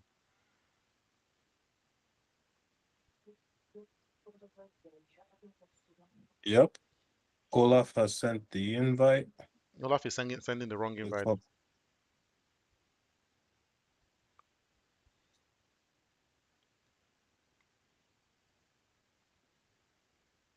Olaf, we're gonna need you to change that real quick. Yep. Yep. Then Okay. set up the duel. Okay. I think the Collector Yep, has. that's it. Mm, Okay. I'm waiting for one of them to just This is cancel it. gonna be. Okay, it's starting. Hey, Dennis, before they begin, who do you think is gonna take this? I'm not saying the whole Ah, game, just game one. Game one, who do you think is taking game one? I would say the Collector will take game one. All right, then I'm going with Olaf. You go Olaf, Let's get right? it. Let's get it. Yep. Welcome everyone to the third match of today. We have Olaf in the blue versus the Collector. Olaf in the blue making sense, right? Because Olaf is an ice, is a snowman, and the blue is ice, so it's really good. Will the Collector collect today? The Collector was one of the Mortal Kombat characters in Mortal Kombat 11 that was so dangerous. Do you remember him? He had like 6 arms or something like that. I don't know. He was such a dangerous character. Oh yeah, definitely. Was it 6 or 4 arms? I don't know actually. I think it was 4 or 6. I don't know. He was a weird character. But yeah, look at this by Olaf defending that push by sorry. Look at the Collector defending that push by Olaf, and now look at the Musketeer, the hero Musketeer versus the Princess. The Musketeer dealing with the Princess quite easily. Will she activate her turret? Oh, this is the perfect opportunity. Oh my goodness, I wish I activated that because that would have done some splash damage on those goblins and then that would have still been able to do some damage to the tower. But that doesn't matter to Olaf. Olaf now standing strong, sending the Royal Giant and the Firecracker behind him. The Royal Giant doing some damage to that tower and then the Firecracker being able to do some damage to the Rascals. The girls behind the Rascals. Wow. What? That This Firecracker. is a good push right here. But I'm genuinely worried about Olaf because if he's not careful, he's gonna activate that King Tower with the firecracker. And he did, yeah, lucky for him, that wasn't able to happen. What? Where is Olaf? Olaf has to defend that push. That tower is down. Wow, it looks like the Collector is taking this defense game. But Olaf not responding to that princess. She's just out there doing her thing until the Hey, firecracker she's came just out. doing her thing. She's just doing Yeah. her thing. But Olaf finally responded to that. Olaf down by one tower, and now the And that's activation. what we're worried for. That's the issue with the The King firecracker. Tower is up. Yes. That is bad. hmm The And Ra- that's just how the collective plays, he's so methodical when it comes to decks. Throughout this entire tournament, we've seen him do stuff like this at random times. He's always trying to get that King Tower activated because he knows the amount of defense he's gonna get with that. mhm. You're right, Terence, and the Collector showing us some good Clash Royale defense mechanisms and some good offensive strategies. Stopping that push by Olaf. Olaf is using the same tactic over and over again. Is that Royal Ghost tactic with with the Firecracker? But look at this push by the Collector. The Collector wants to take it all. He wants to take these 3 crowns. He wants to collect. If that Prince gets to that tower, that will be massive damage, and he does. Olaf's main King Tower down to 841. The Collector still standing strong, down to 1480. The Collector The, sending co- the collector wants the whole three he crowns. wants it all, This and is he will greed. get it all. Look at those goblins This is demolishing. greed. This was greed. This is the greed they spoke about in the Bible. That's all I'm saying. We're going to game two, folks. The Collector just decimating Olaf in that previous match, being able to take 3 crown victory against Olaf. And this is what we're talking about, folks. It's not enough for you to win. You have to take those 3 crowns, especially in those group stages. The Collector saying it well played. I don't know what that means, though. It sounds like a shade to me, if you ask me, because That's some shady shit right that there, but we're not was gonna a talk about shade. that. Olaf has to deal Ooh, with that bandit, and he doesn't. Dropping the archers at the corner there, that was not really the best way to defend against that bandit because she was able to get a hit on that tower, and that tower now is down to 2275. But look at Olaf with this defense, with this attack strategy. The balloon with the archers, but the Collector dropping the lightning spell, able to kill those archers, able to get the balloons held down enough, low enough for the princess towers to destroy it finally. And now the battle ram is out. Olaf has to do something about this, and it doesn't get a hit. Do you see that? Do you see that, Terrence? It was that about to get that a hit. that was insane. Some lightning magic going on right there. Yes, that was insane actually. And now the Collector, same strategy as he did before, dropping the bandits. Will Olaf defend this better this time? Olaf needs to make a play. He needs to make a good play right here. He does. That was smart by Olaf though, dropping the archers there, just trying to distract the firecracker. But I think it wasn't the best choice because of now the archers are down and the prince is dead. Would the goblins ability be activated, the hero goblins? I don't think so. He doesn't need to do that. And now Olaf trying to attack from the other end, sending the battle ram at the other end.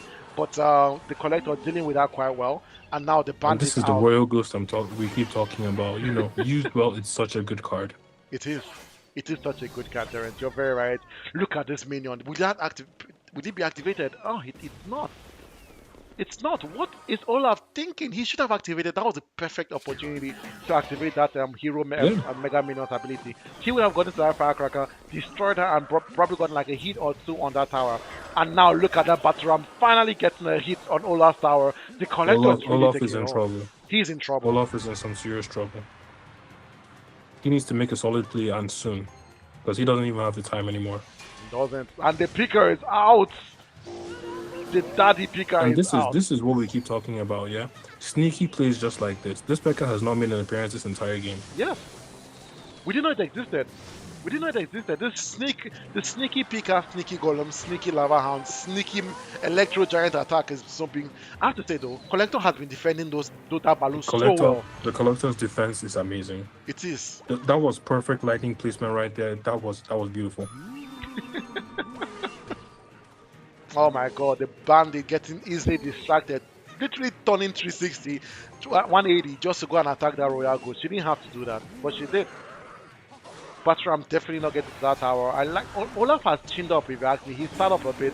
He's been defending that Batram a lot better than he's been defending. Yeah, but I don't see him defending this push right here. This push is too intense. It is so intense.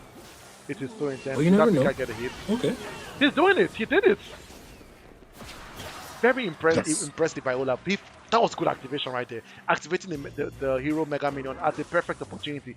And look at the Collector just cycling through those battle rams, trying to get a hit somewhere, dropping the bandit at one end, dropping the battle ram at the other end, trying to stretch out Olaf's defenses. And it pays dividends. The bandit able to get a hit on that tower. That tower down to 1308, the other tower at 1135. With the Collector down to 1738. Terrence, how do you think the match is going to go? Honestly, the collector, he looks like the favorite to win this right here. His placements, his cards, everything is going right for him right now. Plus, from what I can tell, this okay, sneaky Pekka. Okay. Honestly, that Pekka has Now not you been see, able to land now a you lot of- see, we're about to witness greatness. Because once the tower starts hitting the Pekka, he's gonna activate exactly. Beautiful. Sadly, it didn't work as well, but that was really beautiful. Look at the lightning. I feel like the Collector has been saving the lightning spell for the balloon. That's what all he's been doing. When that balloon get a hit, it does. It It does. does get a hit. Very nice. Olaf still has a chance in this. Olaf still. He Oh my reactivated goodness, the that goblin. activation. I knew he that will. activation, beautiful. It's going down to That's the wire, right. folks. That's right. The Collector at 768, Olaf at 538. Olaf fighting because he knows that if he doesn't win this match, we are not going to a game number 3. He would take this loss. And I love the way he's playing. He's been getting more and more aggressive, dropping the royal ghost, dropping the balloons, dropping the Electro Dragon, just trying his hardest to get a hit. And look at that battle ram going down, going again. Olaf has to Electro respond to Wizard is that. gonna stop it. It's, Very nice. But the Firecracker is doing some insane damage I right now. know the evil firecracker. Look, Is that three it's three over. firecrackers? It's over. And that's the What? wait, tiebreaker. Very nice. Very nice from Olaf. That Olaf, you was did a good job. beautiful. It took you a minute to lock in, but you know what? We hope to see you do better in your next match. We do hope, right? That was so good. Olaf actually locked in at the end. I have to say, I wish he played this well in the first match than in this second match because he locked in well. Like he became an impenetrable Exactly. wall. If it wasn't for the evil firecrackers that came at the end and were doing the damage from afar, because yes, you mentioned at the point it looked like there were three firecrackers, right, Yeah, on in the they were. on the bridge. Yeah. That was insane. That was such a good match. I Peak. loved that match. That was Peak. so well. Sorry. You love to see it. You honestly love to see it. Mm-hmm. Both players did a good job, but you know what? Collector was just a bit more prepared. Yeah, and now we're moving on to our next match of the day.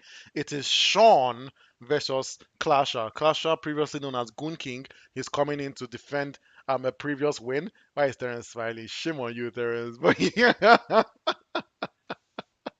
but yeah, it's gonna be a good match. Sean coming from a previous win. Sean actually coming from our wait list. So we had a wait list, right? Remember, Terence?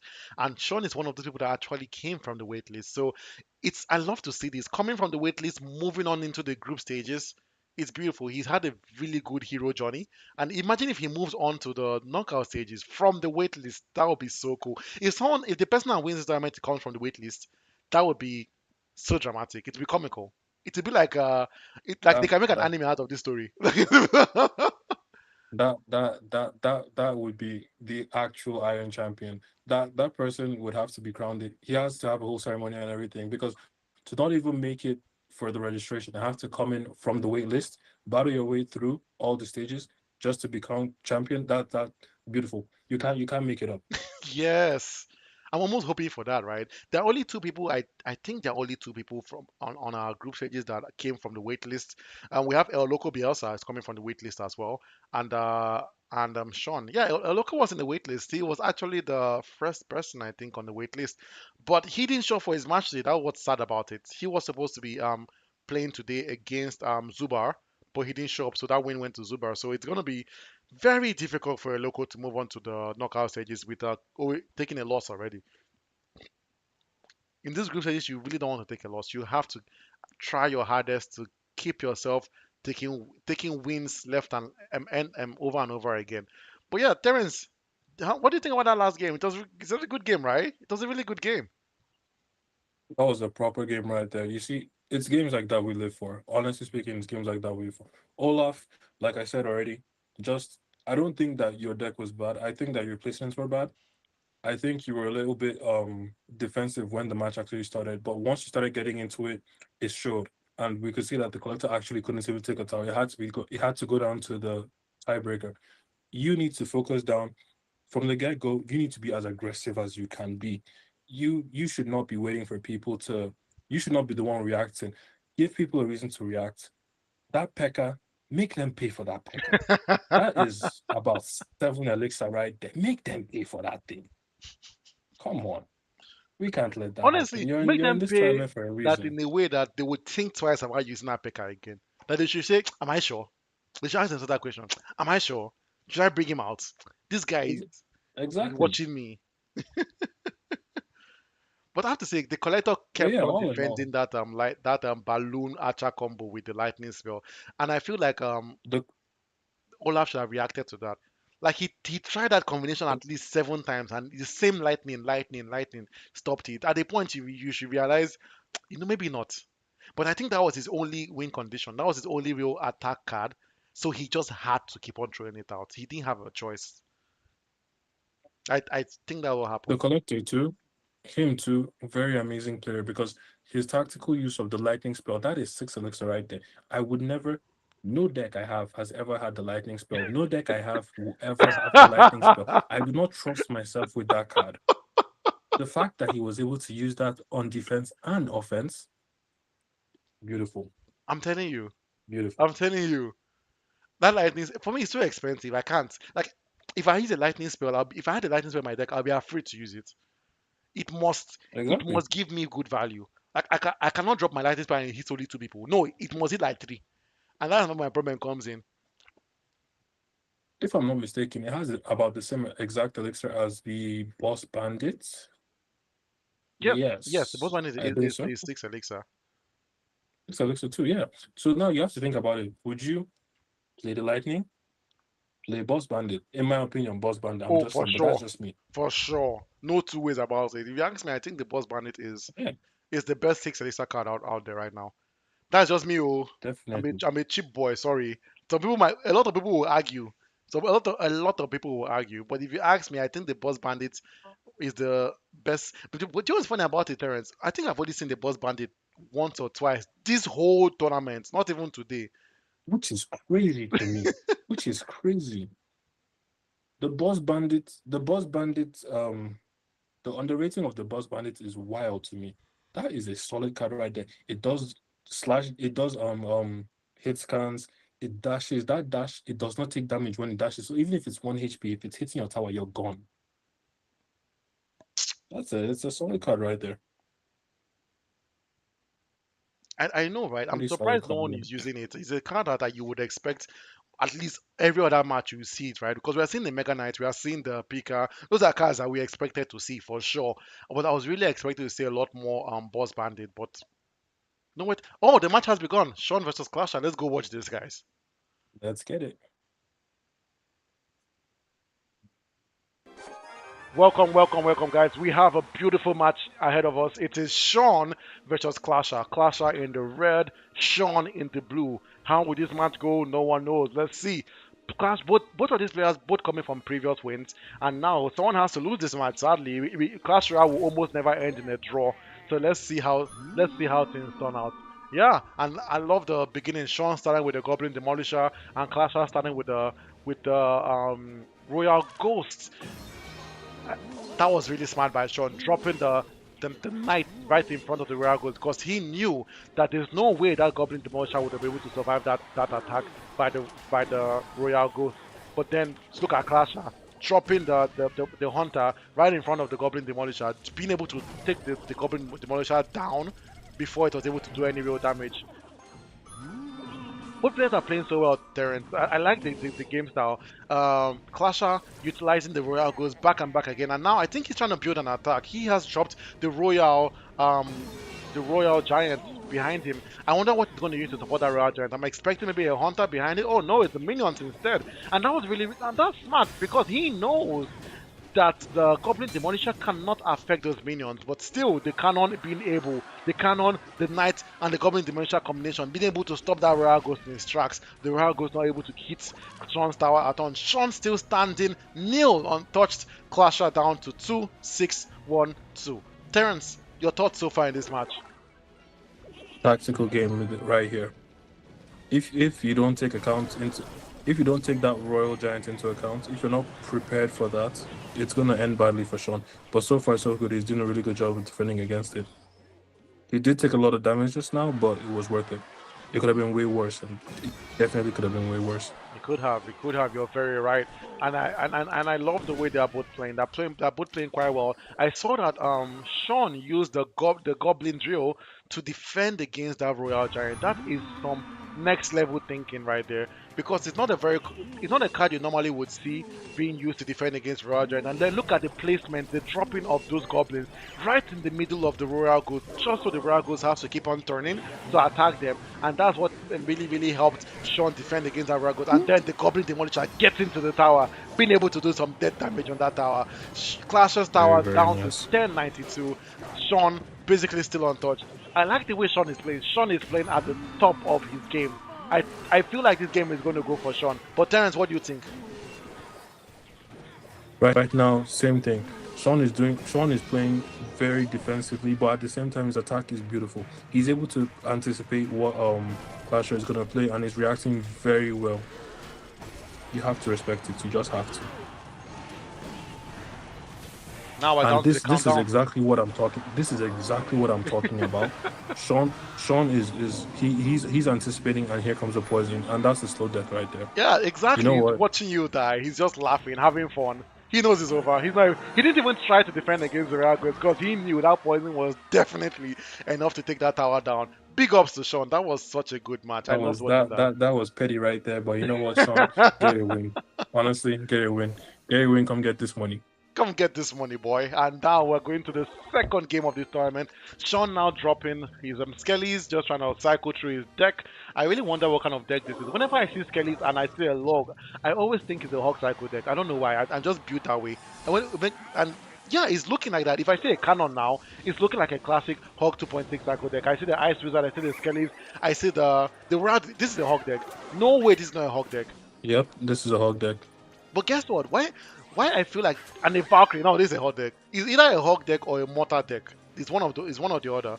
Because but why I feel it might not be a hog deck is because normal hog players would have played the hog by now. They don't shy away from dropping that hog right. They love to drop. In fact, you have to keep on dropping him. He's your win condition, That right? But we that haven't is seen a, true. yeah, we haven't seen a hog right till now. So I'm beginning to have second thoughts about thinking this is a hog deck. This might be a mortar deck, a mortar Tesla deck. They look very similar, but it's an Expo deck. Ooh, an What? Expo deck. Oh, how didn't I say this? How didn't I see this coming? This is a classic Expo deck. And now Clasher is And actually here the one comes with it. the Hog Rider deck. That's funny. Huh. That's funny. You Good know what? defense. You see different things in this tournament. You know what? You just love to see it. That was good defense by Clasher. Did you see that there? And dropping everything in front If of that Expo because he knew that he couldn't let that Expo get locked into his tower. If not, it was goodbye to that tower's health. Dropping the Berserker, dropping the Hero Knights, and now dropping that Goblin behind the Hero Knight, trying to get small damage out of Sean's tower, but Sean defending that so well, dropping the Ice Wizard just right above the that Goblin. I love the way Sean is playing. And Sean is saying, boy, I'm bored, man. Throw something at me. Throw something at me, man. This is some rookie gameplay I'm playing here. Sean trying to taunt the opponent. I hope that doesn't really come back to bite him in the ass, because really it's I hope not too, but at the same time, I'm kind of scared about Sean because if all of you are spectating right now, you would notice that Sean has two cards that he hasn't played this entire game, this. I knew the Tesla was coming. I knew it. This is an and Exo here's the Tesla deck, Tesla. very similar to Molly's deck. This is good. If he's able to get this Xbox, yep. Look at Clasher fighting his way through fighting his way in this match. He I love has the way to. he's playing. He has to. He really has to. He really has to. And look at Sean. Sean is basically cycling the Expo right now. He has the Tesla out, he has the Expo out, but look at Clasher. Clasher is dropping everything in front of those towers because he needs to defend a tower. And That it's was a a rocket. rocket. It's a rocket. I love this. This is so. And the Expo locks into the tower. Oh no! Look at his Dennis, health going down. Dennis, if you notice what just happened, the reason that Xbox was able to lock onto that tower was because the Hog Rider jumped the fence. That is amazing right there. Really? I was wondering why did he stop shooting at the Hog Rider and start shooting at the tower? That what happened? Yep, That's insane. that's deadly. Look Yep, look at yep. it. The Sean is giving us some high quality gameplay right here. This is yes. beautiful. Look at it. Look at the reaction time by Sean dropping that Tesla at the perfect moment when the Hog Rider came across the bridge just to stop him in his tracks. And look at that. Look at that Tesla going in and Oh coming no, out. Constant. this is not good. It's not. You Oh, know what? it's I over. might have to steal this deck for It's myself. over for I'm it. just saying. I think it's over, right? And you see, what I love about this play by Sean is I feel this is a bad matchup for Clasher because Sean has been able to defend that Hog Rider every single time it's come out. Immediately the Hog Rider comes out, the Tesla comes out, and it's a good defense. Oh, But I love what Clasher is doing, sending the Hog Rider the other way, trying to get some damage in. But Sean defended that so well. The on skellies and the still logs. his defense is it's beautiful. It's He knows how to beautiful. defend. He knows how to use his cards. He has the confidence in his cards, and we've locked on to the. It's gone. It's gone. Honestly, if Sean was a Oh, FIFA player, he would be Van Dijk. Look at this defense. An unstoppable wall. Now, how will Sean deal with it? What is Sean did he doing? just spawn? Did he just spawn the X? Okay, that's Oh, he's confidence a right there. Okay, salty. This is a salty man. Sean, you know what? I wanted you to win this tournament, but you know what? You're playing too salty for my liking.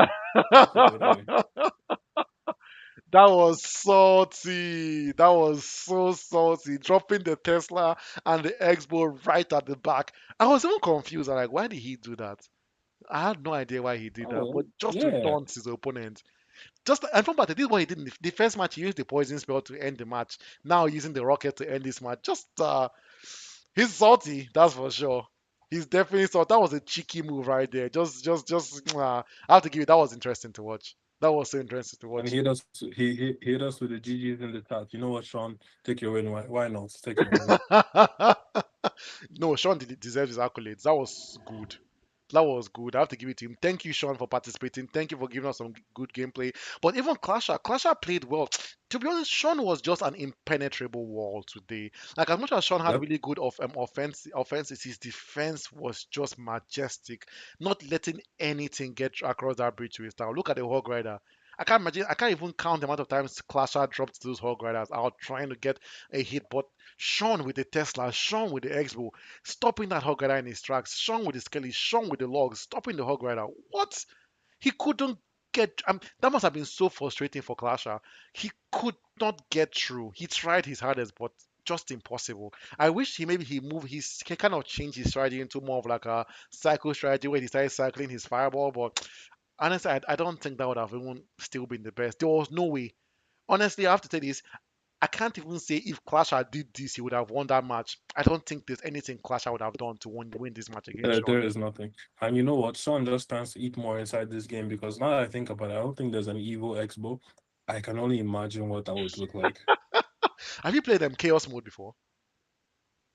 I purposely I made it a point of this team not to play that.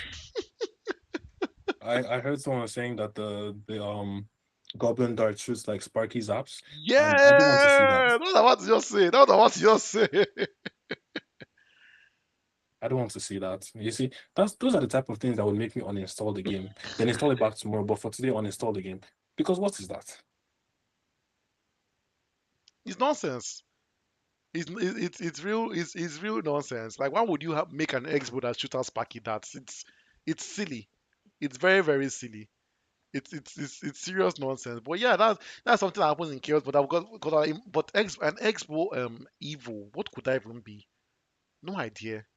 Uh, No I idea. mean, an X-bow that shoots You know what I poison wanted to darts. say? You know, in Clash of Clans, you can set your X-bow to shoot both air and ground troops or only ground troops. But if you set it to shoot air and ground troops, it has a shorter range. Why are you just looking at me like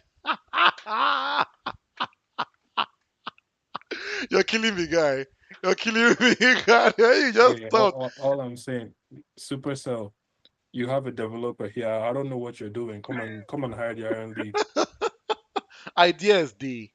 But that would be a very good evil, right? You can now make your X-bow shoot air and ground troops, but the range is shorter, so it won't be able to hit the tower anymore from the bridge. It'd be broken. It'll be broken. Even if it doesn't hit the tower, it's still able to shoot across the bridge. And I can only imagine something that can shoot both land and air at that speed. That's broken. That's a True. defensive card. Plus, it's a tower too when you think about it. So, yeah, that's broken. And it's thank That you. is essentially that is essentially the hidden Tesla with more HP. Oh yes, exactly. With more HP and more and no, will I say more damage? I don't think so. I think that the damage is very Faster fire rate, not more damage, but faster fire rate. true. And then our next match we have today, guys, is Star CR versus Venom. I see they're both already in the clan, so definitely that match is gonna hold. This is a match I'll be looking forward to. Star coming from previous wins, Venom same. Someone has to lose, just like I mentioned last match, right? Sean and Clasher. Clasher had to take the L today, but Clasher, I have to say, don't be disappointed with this loss. You still have matches in the tournament, you still have matches in the group stage, so you can still be the one that moves on to the knockout stages. Don't say, "Oh, I lost my first match in the group stage. I will never go anywhere in this life." No, you still have a lot of matches to prove yourself. Because that Clasher played so well.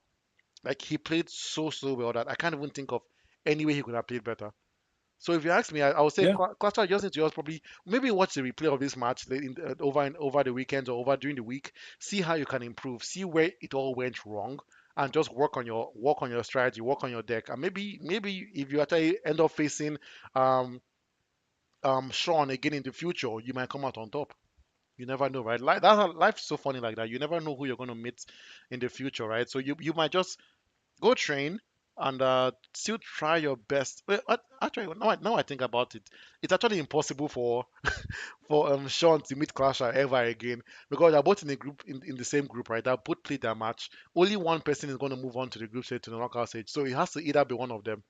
It has to either be one or the other.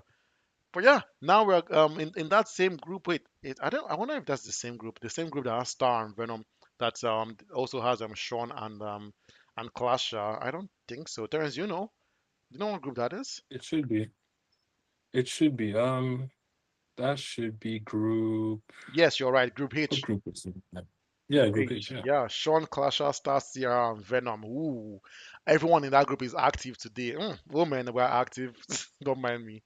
Don't mind me. We're eating good. We're eating good. We're eating good. The next match beginning in 1 minute. Let's get ready. I don't know. Something tells me this is going to be a very good match. I would hope so. I expect nothing less. You know, like I said, you made it to the group stage for a reason. I expect nothing less. Yes, you're right. So I think the team has instructed Star to share his match. So we're waiting for that to happen. I'm sure that will be happening shortly, and then we would move on to that match. On that note, Dennis, who do you think is going to win this match? Who do you think? Group stages matches are so hard to predict who is going to win. But you know what? I'll put my money on Star. What about you? Hmm. You know, I was going to put my money on Star as well. I don't know. I see something in Star, but you never know. Venom might just shock us. Who knows? Who knows? True, Really. true, true. You're right. He might just shock everyone today. And we're looking to see where Star is not online anymore, which is surprising because we just saw him online, but now suddenly he's not online. And I see he's online. I just confirmed, right? He's actually online. So where is he? Hmm. Well, I mean, he has Okay, like a few. he has Okay. shared it. Okay. That's good. So yes, the match has begun. All right. Let's get into it. Yeah, welcome everyone to this match. We have Star CR versus Venom. Star in the blue, Venom in the red. Which matches his name, right? Venom. Although I wish there was more green, but still Venom in the red. That makes sense. Yeah, I really have no idea how this match is going to go. I see Star has some fans, right? We see Blue Martin is right there viewing this match, watching the match, and then look at Venom starting strong with the skeleton barrel and the flying machine, but Star responding very well with the skeleton king. But I think it's going to be insufficient because look at that flying machine shooting down at the king. But the king is such a tanky card, right? Being able to take all those hits from the flying machine, still going strong, health still at halfway. Will he get a hit at the executioner? He doesn't. The executioner being able to shut that down. And now Star beginning with an X. This is an This elixir is a solid golem push battle right here. healer, but this is not good. This is not good. Star left with no elixir, no way to defend against his tower. I wonder what he's gonna do here. Dropping the wizard behind the executioner, but would that be enough to stop the executioner? Yes, because of the skeleton king, but that tower is still going down. Star down by a tower. Venom standing strong. Terrence, your guy might win this match. It might be Venom. But look at that, Terrence. Are you see It's what's going on it's at the other end? What? you like I said, you never know. You never know. You will just have to watch each. Ooh, here comes the guinea pecker right now. These two players are focusing more on offense, on attack than defense. No one is defending anything. Start second tower down. What? What? Down before the first minute is never a good sign. I This is not good for know. Star at all. I know. This is not good for Star. Star has to keep his chin up. This has been poor performance from Star. If I'm being very honest. I don't know. He's been focusing a lot more on attack than defense. And this is a very strange deck. I see an Elixir Golem, I see a Night Witch, but I don't see any I don't see the Battle Healer or the Electro Dragon. That's very very shocking. His deck is very very strange today. But and now look at Venom trying to take it all, but Star not backing down. Star pushing with an Elixir Golem at that tower. Would that tower go down? That tower's health is so low. What is going on in this match? Skeleton King has been activated. Will those Skeleton be able to take that tower down? No, because the lumberjack is there to save the day. And now I think Very Venom's going close to anyway. capitalize on Star is that. doing his best, but his best might just not be enough. I I don't don't think he think has it's the not, time. he doesn't have the time. That's the issue. I think he kind of dropped the ball at the beginning of the match, and it's going to be so hard for him to recover. That mini picker getting a hit before he getting taken down. Star really needs to watch his back because the way that Venom is pushing at the tower is going to be very very difficult for him to come back from it. Not even difficult. I think it's going to be impossible. But Terrence, what do you think so far? What? Are you seeing So this, so far, Terrence? who knew? Star. Whoa, that's a solid push. Wait. What? Oh my god. Oh my god. We've seen a masterclass. We just witnessed a masterclass. I'm in shock. Star against all odds. Against all odds. That was beautiful. I am stunned.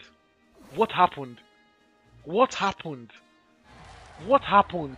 What? That that is what they call fate right there. You see, miracles happen. It's Easter. It's Easter weekend. We're seeing miracles. We are. What? That was insane.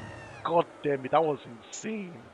And look at now, Venom now starting this match a bit differently. It's Venom dropping the Ram Rider, and but being dealt with by Star with the snowball and the minions. Star carrying a bit of a cheaper deck this time around. I see he's carrying the minions, the arrows, the snowball.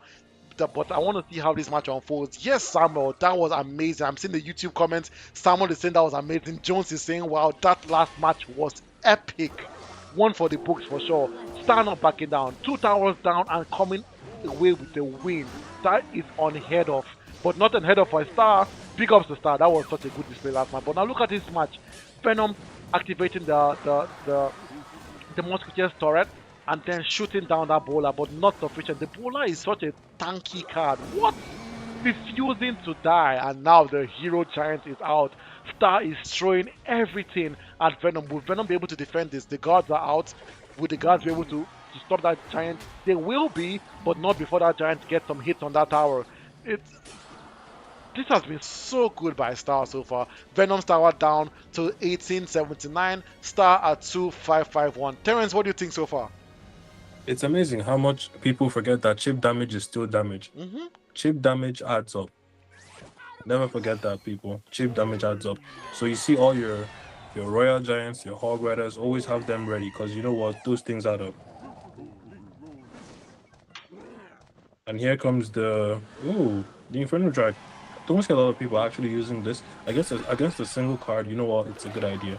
It's a good idea. Yes, exactly. And it was being able to defend against that bowler. For a card as tanky as the bowler, that's the perfect answer. But look at this push by Star. This Hero is a Giant in mighty push. front. This is a mighty I push. know. Look If he at this. pushes that Pekka away, oh my Yes! That goodness. was so cool. What? Perfect That tower timing. is That gone. tower is gone. Sending the picker to the other side of the bridge. But he But you still know has to what? Star defend needs to against that defend picker. this. I knew he was going to start a push from that tower. Look at Star needs to what? defend this. That was Star needs to defend that this. was good placement by Star, dropping the guards right in the middle of Beautiful. the picker. That picker is down, and then the Beautiful. witch being able to deal with the Inferno Dragon. What? Star is And this playing this this is insanely some high well. level clash. This is some high level That clash skeleton's royale gonna we're take out witnessing right that here. princess. Will he take out that princess? No, it doesn't. This is a And good you know push. what? You know what? Star knows he's won from here. Yep, that's a win for Star. That's a win for Star. Proper clashing right there. Proper, proper clashing. That was such a good game, Terence. What, especially that first game. That first game had me on my toes. On my You know toes. what? I never saw it coming because I was so honestly so convinced that Venom had already won it. If you remember correctly, Star's main tower had about 800 and something HP. I was like, he done for. I didn't see the skeletons coming at all. That was beautiful. Proper gameplay. Proper gameplay. Proper. That was so good. That was so good. And then our next match beginning in about 7 minutes, we will have Chucky versus the Beyonder. I love watching the Beyonder. I have to say, I'm one of the Beyonders fans. I loved seeing him come back from a loss, playing against Obito, losing. Then he managed to claw a win at the last second against I think against him actually. I think I mixed that up. But yeah, that was such a good match to watch for the Beyonder, and he was able to take that win. And and I want to see him how he plays against Chucky. Chucky, one of the better players we have in the tournament. Chucky has been playing so well, and I see Chucky has joined the clan. I noticed the Beyonder joined a while earlier, so I know Beyonder is ready, and I'm almost 100% certain that match is going to happen. But yeah, for those that have been watching the stream, just to let you guys know, the secret word giveaway is still going to happen today. I know we are getting to closer and closer to the end of the stream today, but trust me, we haven't forgotten. I'm saving it for the right moment. Trust me, it's there's no way we're going to cheat you guys away from that 5k. You will that secret word is going to happen today, but not just yet. We have a couple more matches left, and I'm gonna wait a bit. We have three matches left: Chucky versus the Beyonder, Mickey Beast Boy versus Captain Levi.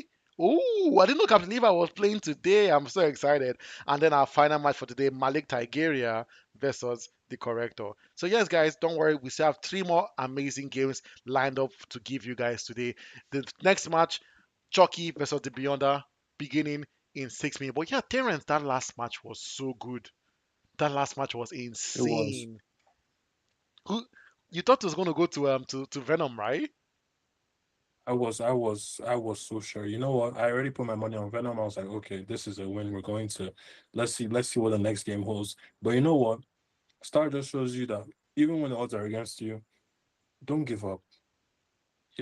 Don't give up at all. Because you never know. You can always turn the tide, and that's just how Clash Royale is. One sneaky golem, one random witch, a hero, a hero musketeer. You see, let me tell you about that hero musketeer. If you're not careful, if she's full HP and she starts shooting your tower, I'm sorry, that thing is gone. But I'm yeah, telling you, you she does never, so you much always have to damage. make sure. Even the bullet sounds You always strong. have to. Yes, yes, it does. That musketeer goes crazy. She goes crazy, man. She goes crazy. She goes stupid. But yeah, don't mind me. But yeah, that was so good by Star, not backing down. I see Star has some fans here on the chat. You see, I see Praise is saying that's his bro, Star CR. Yeah, and I see Praise also won his match today. So both you and your bro both winners today. You guys should go out and celebrate. It's Easter Saturday. Big Go ups to the out. both of you. And you know what? You guys do your best to make sure you get into the finals because you know what? That's peak right there. That would be very nice. I can't wait to see who our 16 finalists are. I really can't wait to see it. I'm so intrigued to see who makes it to the final 16.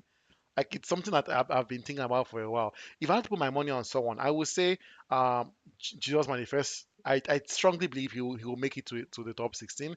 Who else? Who else? I think Molly is going to make it to the top 16. I think the Archangel will make it to the top 16 too. These are people that have been playing so well that I really want to see them. Honestly, even the Collector. The Collector has played so well against Olaf. He's someone that I think would also make it to the top 16 as well. But as I keep on saying, Exactly. Yeah. yeah, but you have to show up for your match. That's something people keep on forgetting to do here. Show up for your match, people. Like I see Obito did not show up for his match today against Jones. That means a win goes for Jones. That's a loss for Obito. You know what? Star Clash Royale, Star CR. I didn't put. I never. I wasn't familiar with your game. I didn't know. I didn't know. I would have had my money on Venom topping that group, but after seeing what I just saw, Star Clash Royale is coming out of that group. I'm putting my money on that. Abi, I'm putting my money on that. who else is in that Yeah. group? That group is Star, Venom, Sean, and oh, but guys, Foster and Sean. Sean. Don't forget that match Sean played against Clash. Don't Hey, count you Sean know what? out. The winner of that group is the winner of that match. That's That how I say. Sean versus Stars match, that would be so sick. Well, I wonder when that Yeah, match is going to happen. I really want to. definitely. I'm so intrigued to see when that match is going to happen. I think maybe tomorrow, Seth. Like it might be as soon as tomorrow. I don't even know. Okay, no, probably not. I would really, if it's tomorrow, that's peak cinema right there. I will personally get some popcorn and eat it on stream. I, Don't hold me to that, by the way. no, for sure. But I don't think it's tomorrow. It's looking like it's gonna be next week. I'm just checking. Yes, next week Saturday is Sean versus Star CR. Oh, that's gonna be a good one.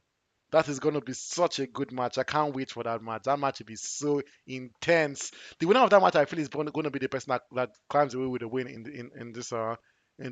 that group. That's Group H, I think.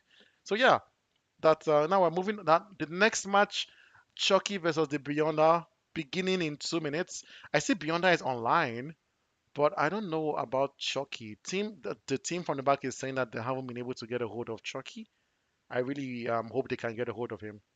I'm gonna check with the team at the back. I really, I really hope so too, because as much as people need their wins, we still need a good match. We all Yeah, love a good match. We don't just like the 4 wins, forfeits. We don't want. That's not what we want to see. The carnage. We want the chaos. We need all of that. That's what they call peak cinema, right? Because the more it is, it's fun. I'm sure true. nobody. I don't know, but I'm pretty sure nobody wants to just advance without actually having to play a match, because that's just boring right there. That's boring. And another thing I said when you don't show up for a match, you're not just doing a disservice to yourself, but you're also doing it to the person you're playing against. Because when that person gets a free win, they don't get any crowns.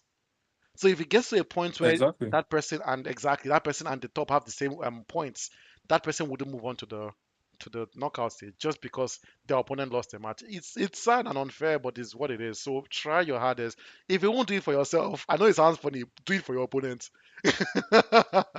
And if you won't do it for your opponent, do it for us, because like I said, we put a lot of work into all of this, and yeah, Yes, please, true, thank you. true. We we want as much as we want to we want to watch you guys play. As much as you guys want to win that money, we want to watch you guys play. I've been learning so much from this tournament so far. Like so many different tactics, so many different strategies. It's been beautiful to watch. Like look at today now. Just look at everything that's been happening so far. It's been people are using cards in the most interesting ways that I've never seen before. Like look at that match with Star. Right? Look at that deck he carried, homegrown deck 100%. That was not a normal combination. That in that first match, but he still took the win from from Venom. But yeah,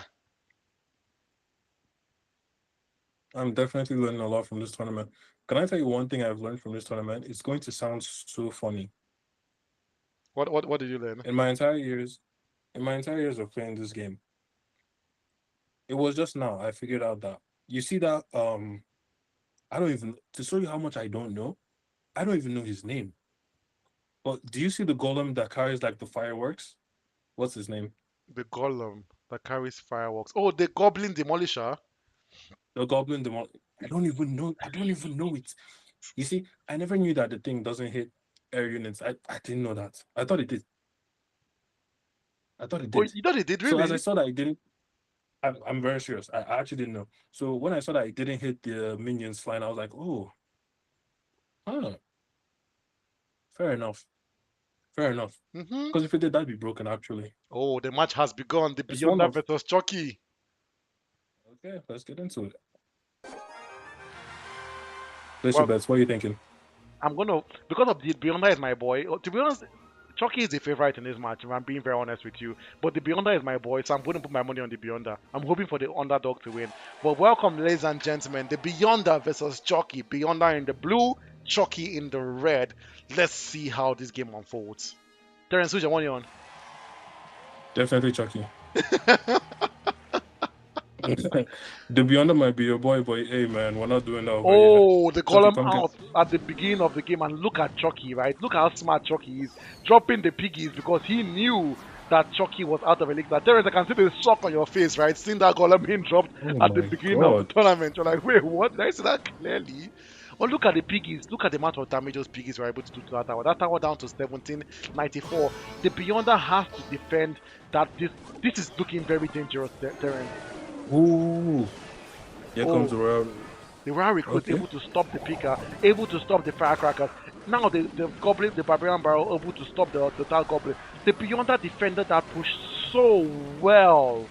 What? That What? depends on how you look at it though. But his tower Because is down. Chucky got some real damage with that. True, true. You're right. I see that actually. The Beyonder down to 1753. Chucky at 1661. I love this new Clash Royale theme song. Are you hearing it? It sounds so majestic Yeah. and royal. It's really really cool. I love this new theme song and it's really befitting of what we are having going on right now. We are down to the group stages. Of course, the music has to be a bit different. And now Chucky with the elixir pump because you know he's getting ready to bombard the Beyonder with columns left and right. The Beyonder dropping the Royal Piggies again, trying to get some damage on that tower. Chucky responding to an Electro Dragon, and now it's not really paying off quite well. That tower health is going down. Whoa! Down to That 477 was not good defense from. from Chucky, Oh, yeah. okay, But I think okay, Chucky was okay. saving for a Golem. That's why he let his Chucky, tower go Chucky, down. He has some. Chucky has a good idea. You know what? This push is beautiful. Wait, wait, Oh, wait. I wonder how this is going to No, go. The rare recruits are out there. Chucky is in trouble. I think yes, Chucky. The column has not been able to do much for Chucky, and Chucky is not defending those huggies very well. Like, why isn't he dropping the Inferno Dragon, Inferno Tower to distract the piggies? He's not doing that, and now one tower is down. But then the column is out again. He's just cycling this column, trying to get some damage into Beyonder. The Beyonder not responding to that Goblin touch, which is shocking. And look at the Goblin. What? The Goblin Cage dragging the column into the cage. There's no way the Goblin Cage pulled the whole golem in there. I know! With what The cage space? isn't even that big. That tower is going down, Terrence. Are you seeing this? I am Chucky seeing is this. still This in is this proper. game. Does he have enough time to do this? Yes, he Yes, does. he does. Good, What? good. He The has a chance now. Beyonder. We need that golem out as soon as possible. He's gonna drop it out. I knew he was gonna drop that fireball just to destroy that firecracker. The Beyonder has to cycle his hog as fast as possible because Chucky definitely is about to drop some columns out in the open. But I love the pressure, right? The Beyonder constantly keeping the pressure on Chucky, just so Chucky can't think. But And here no, comes the golem. he let up for a split second and the column is out. Terrence, are you seeing this? This is peak cinema. The column is going slowly and steadily. Oh The no! column gets Oh to the no! tower. That Yep, tower is down. Yep. Chucky is doing. Yep. Told you. That was insane. Chucky for the win. Very, That was very nice. insane. The use of the golem, the Pini Pekka, beautiful. Now we're going to game number 2. Chucky versus the Beyonder. Chucky just pulling in an Uno reverse card in that first match because the Beyonder was able to take the tower down at first. But then Chucky with the column constantly pressuring Beyonder. Beyonder not being able to react very well to that column. And that's how Chucky was able to take the first win. And now look at this second strategy by Chucky. But Very good use of the hero golems. Wow, that's a rocket. Wow. Okay. rocketing the picker because he does not care. He doesn't want to hear it. And then the minions able to deal with the picker, but they will not be able to. The picker was able to get a hit. Did you see that, Terrence? The picker was able to get a hit. I didn't see that coming at all. Oh no, it's not looking good for the Beyonder. It's not looking good for my boy.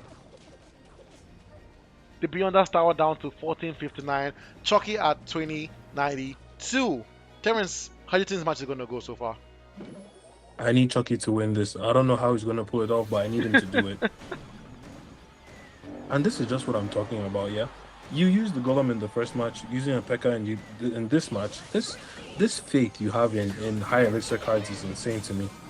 Could never be me. But if it works for you, definitely use it to play. Why not? It's just not your kind of playstyle, I think. Exactly, yeah. Look at this push by Chucky. But that was really good defending by the Defended Beyonder. very well by Beyonder. Both players have the towers really equal right now.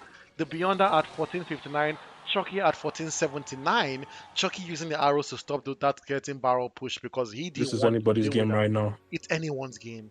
Both at equal footing. It's really anyone's game.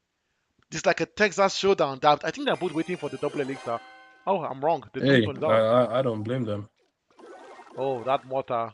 That mortar was not the best time to drop it because it's gonna get constantly distracted by the skeletons from the tombstone. That mortar has basically been sent out of commission just with the tombstone out there. But now I like the push by Chucky, dropping the picker at one end, the battle ram at the other end, trying to bait the Beyonder. Who would have guessed? He held that battering ram the entire game. Okay. It's an evil battering ram too. That's insane. Oh no, this is not looking good for the Beyonder. If that battle ram connects to his tower, it's going to be goodbye. But both of them are playing so well. Why are you smiling, Terrence? Are you seeing something that you love? You know what? I'm just okay, evil balloon. You don't see that a lot these days. You actually don't see that a lot these days. Oh Yep, no. Chucky's in trouble. Chucky is in trouble. Oh yes, he is. I love this by Beyonda. Look at this push. Beyonda Beautiful, gets the tower down beautiful. at a split second. 1 second more. Game two going to the Beyonda. The Beyonda not backing down. We are going to game three, folks. Game three. I think this is our first game three today, which is funny. Yes, Hmm. Darren, this is our first game three today. Yeah. What do you think? We've seen both players win. Who do you think is taking this? I don't know. I cannot put my money on anyone. I really want the Beyonda to take this one, but I have no idea. We're down to game three. I wonder if they saved their best for last. And I like this push This by is a the solid Beyonda. push. This is a solid push. Very solid. The, If the that balloon not getting distracted by the Tesla because what? they're just too far What is away. Chucky doing? Chucky just disregarded the entire balloon. That tower is gone. That's how it's gone. He, I think right now Chucky is focusing on attack more than defense, but you can't do that against the balloon. The balloon does so much damage. Do you know I didn't see that musketeer? That musketeer was literally I hiding didn't behind. You didn't see, right? I did not see it, but you know what? That's also a bad thing because if the musketeer can't see the tower, that's a problem. Look at this, right? This is a mortar push right there. The Chucky dropping the mortar and oh, the Goblin Stein is out. This is what I love to see. I love to see this Goblin Stein card. It's a card that when used very well has so much value. That mortar being able to get a hit on the tower. Will it get a second hit? No, it doesn't. And I like how Chucky is constantly dropping building cards just to stop the Goblin Stein from getting to his tower. The Tesla being able to stop the Goblin Tower, and the Doctor not being able to activate the Goblin Stein's ability. The Beyonder's tower down to 600. Chucky one tower down. This game is awesome. It could still go anyone's way because I believe that if Chucky just locks in a bit, he would be able to still take that tower down. But the Beyonder, knowing the Beyonder, I think is going to focus purely on defense right now. But you see, this is where I was about to say this is where the Beyonder is lacking. He has no building cards. I didn't know about that cannon, but apparently he had that cannon, and is that cannon able to stop the Royal Giant on its own, and that mortar being destroyed by the Ooh, that by the evil here comes ghost. the Royal. Evil Ghost, one of the best Eagles in the entire game. Mhm. Definitely value for Elixir. Definitely. It is. There is. Beyonder's now down to 3-3-4. Chucky just needs to get one more connection from that mortar. If he drops the mortar tactically now and is able to get one hit on that tower, we would be going to overtime. But if he's not able to do that and the Beyonder is able to defend all these pushes that he has right now, then the Beyonder will take this first win. This game could still go anyone's way. The Beyonder, I think right now he's trying to use the strategy of the best defense, the good attack. I think that's what he's trying to do right now. But look at that mortar, the mortar out, but not being able to get any value just because of the amount of troops that the Beyonder had out on the playing field. This match is awesome, Darren. What are your thoughts so far? I need Chucky to make a massive play right now. Right now. I don't think it's gonna happen, but I need it right now. I don't think so. The Royal Giant. Oh no. And that's GG's. That's all she wrote. The Beyonder, you that was beautiful. You know what, Chucky? Nice try. Beyonder takes it. Yes, the Beyond Attack. Do you know? I think what actually messed up Chucky in the end was because Chucky had no spell cards in that last deck. Did you notice that? No real damage doing spell cards. He had a rage spell, but that's all he carried. If he had like a rocket or a fireball and he was able to cycle through those cards at the end of the match, he could have come out on top. He could have actually come out on top, but he wasn't able to do that because he had no spell cards. Like you think about it, right? Very, The, very, yeah, the Beyonder was down to very, very, 324. very, very nice. Also, the use of the Goblin Frank. Yeah, the What's Goblin it Stein. The called? Goblin I don't Stein. know. Uh, Hey, you know what? I'm old fashioned. I don't know most of these hero new, cards. this new It's just fancy card. This I'm a fancy simple card. person. I- I'm a simple person. Give me my giants with my witch behind it, and you know what? I'm good. But that's what this tournament is just all about. You know what? Showcasing off different combinations that will just randomly work. And no, I won't even say randomly work because that takes away all the research done by the person using them. It just shows the tactical um it shows how tactical each person is and how they're able to use each card inside the game. And you know what? Kudos to them. Yes, Beyond kudos to that, those two.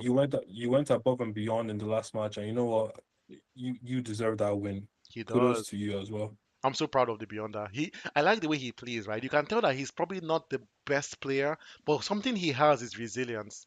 The boy keeps on fighting. He doesn't back down. Like look at that look at that first match, right? He didn't do that great, but then coming back in in the second match and in the second match and then in the third match, able to take this win against Chucky. Honestly, the Beyonder has really shocked me. He has climbed some really high mountains in this tournament. He has played against some really if there's someone that's had a very difficult tournament run, trust me, it's been the Beyonder. All his matches have been against monsters, very difficult opponents, but he's been able to come out on top. If there's someone I can say that I've loved watching his growth in this tournament, watching him get better and better and better in this tournament is also been the Beyonder. I'm loving watching his progress. I'm loving watching his growth, his resilience, and I really hope he makes it to the top 16. I don't want to pick any favorites because we commentators we don't have any favorites, but I have to say I'm rooting for you. I'm rooting for the Beyonder. I'm rooting for him. But yeah, I mean, if we're talking about just the group entirely, I think yeah, the Beyonder definitely. I would have thought Chucky because I stuck with Chucky, but you know what? The Beyonder just went above and beyond. He deserves. He depending on our next match, I would say he's a showing to win this group, mm, but that group has Captain Levi. Captain Levi is really good too. He's very good. which is why I said depending on our next match. You know True. what? Captain Levi is crazy. That's a crazy. Because if I remember correctly, Captain Levi is playing ranked right now in Clash Royale. Oh, I think so I need actually. to double check that. Yes, he is. 14,000 trophies. That is no small feat. If you play Clash Royale, which a lot of us do, you know the amount of effort and time it takes to Mm. actually get that far. Even us who play, I'm not even going to tell each and every person what our crowns are like. We're higher than 10K. Don't worry about that. Don't worry. We're not noobs at this. But Okay. 14,000 trophies from Captain Levi is crazy, and he's going to show it to us in our next game. Hopefully, let's see how it goes. Okay, they're ready. Yeah, let's begin the next match. Captain Levi versus Mickey Beast Boy. Captain Levi in the red, Mickey Beast Boy in the blue. This match is going to be epic. Let's see how these both players perform today. I want to see how this match unfolds. Captain Levi, the pragmatic player, always dropping emotes. And what is this? Did you see that? Oh, okay, I can see the That is idea. I was concerned because I thought that Mickey was trying to defend against the balloon, the skeleton balloon with the Dark Prince from far away. But his idea was always to use the Electro Wizard. But now look at Captain Levi dropping the mortar just at the edge there, trying to get some hits on that tower. But Mickey Beast Boy responding quite well with the executioner. Mickey B Boys Tower down to 2375. Captain Levi 23. Sorry, 3011. Well, 3011 by the time I mentioned that now it's down to 2060. That Hawk Rider doing so much damage. The Hawk Rider does so much damage, Terrence. It doesn't make sense. Like I think that the it damage really needs to be nerfed. it really doesn't make sense. That's one of the most value for money value for elixir cards in the entire game. The Hog Rider Yes, definitely. yes, it is. It really is. Like look at that. But Terrence, what's your thoughts about this match so far? So far, Captain Levi is doing the Lord's work. You know what? Look at this. This is a mortar with the cannon card because he knows that once that cannon card stops, it's going to mount as a tower. This is tactical play right here. Mickey Boy is not defending this. I'm surprised about that. Whoa, what's going on? What's going on with Mickey Boy Mickey? is not defending. I hope everything is okay on his end. I hope it's not a network connectivity issue and I think he just that is so weird though. Good tactic, I can't lie. Good tactic, the hog and the fireball combination is a good tactic, but it's not sufficient. Look at Captain Levi trying to get the 3 crown win in this first match. And the way it's I looking, he might mean, get it. you might get it. Definitely go for your 3 crowns. It's Always go for your 3 crowns. it's well be in his right to get that 3 crown. But the captain is playing so well. The captain is playing so well, leading the battle, right? He's really dictating the way the match is being played.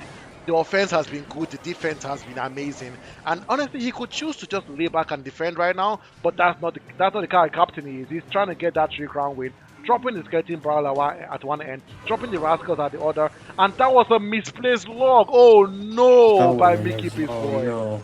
That was a And the misplaced log has been log. baited out. No, no, Mickey V's boy is in some serious trouble right now. I think Captain is trying to get that tower down, but I don't think he's going to have enough time. 15 seconds left, 13, 12 seconds left.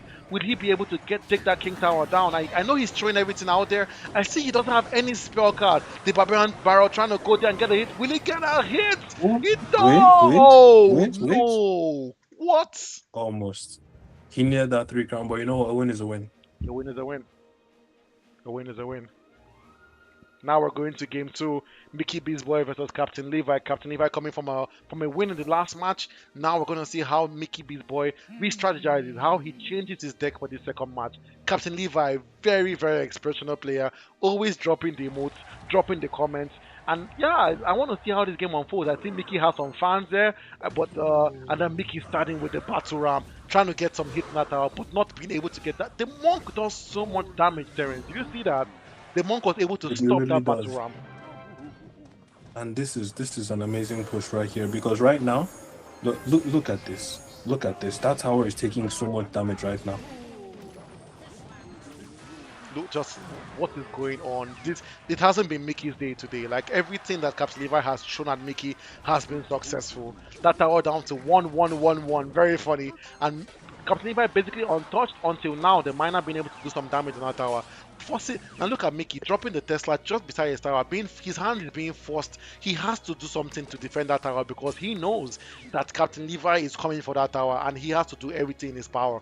But Mickey has to focus a bit more on attacking now than defending because you don't win Clash Royale by having a good defense. You win by having a great offense.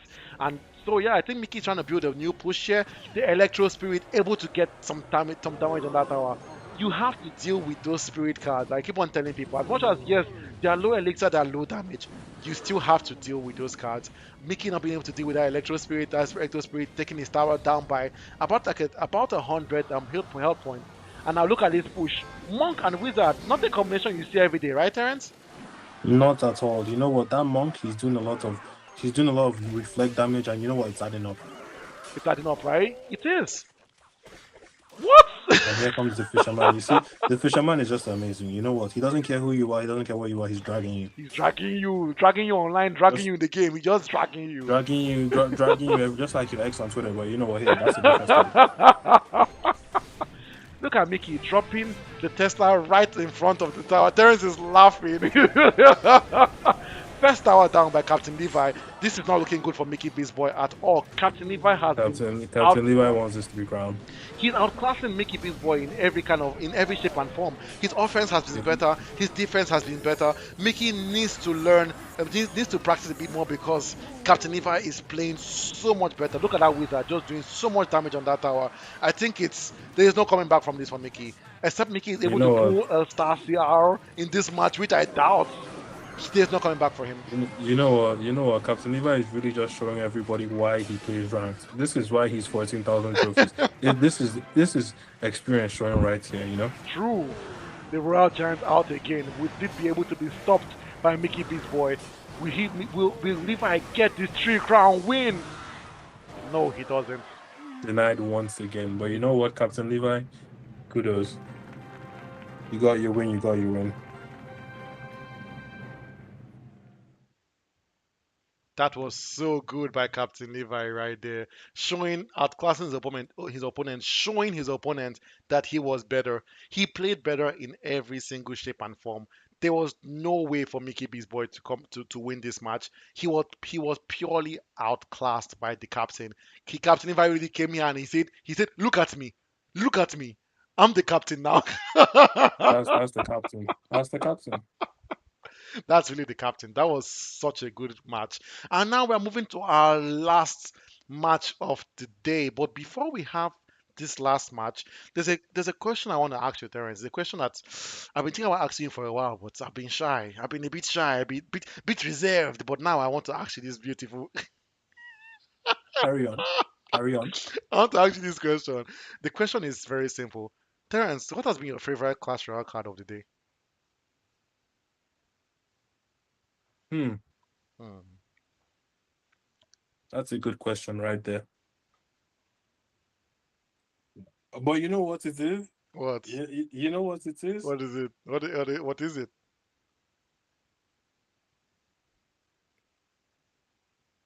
Goblin Frankenstein or whatever that thing is called. I don't know what it's called. It's Goblin called it's Frankenstein. called the Goblin Stein. Goblinstein, yeah, that. You heard it, You folks. know what? Hmm? When I saw that, yeah, because if you remember what happened in that match, what made it come out was because there was a Valkyrie and the goblins on it. That thing single-handedly shocked all of them into oblivion. That was beautiful. It didn't help him win, but it was worth it. Hmm. You're right, actually. That's true. But yeah, that's oh, people are fast. People are fast. We have a winner already from. Oh wow, we have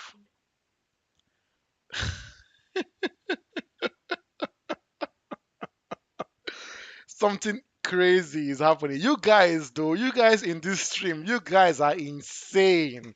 You guys are insane. Terrence, I'm telling you, I think we have 5 people that told us this thing at the same time.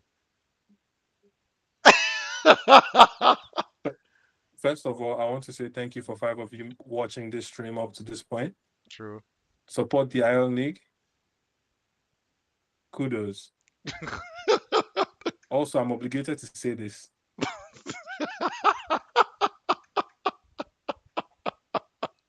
Yes, he's a, that's funny. Honestly, 5 people, that's insane. See, almost Praise is saying now, wow, it has been me. Oh. Honestly, it's Praise, I'm telling you, 5 people at the same time send that message. 5 back to back. I was just like getting notifications. Ding, ding. So okay, not 5 people. I'm wrong. It's 4 people. It's Praise, Tega, Samuel, and Jones. All 4 of you. So now, just like I like to do, you guys are all on this stream right now. You guys now get to decide. Do you want to split it, or do we choose a random person to get that 5K?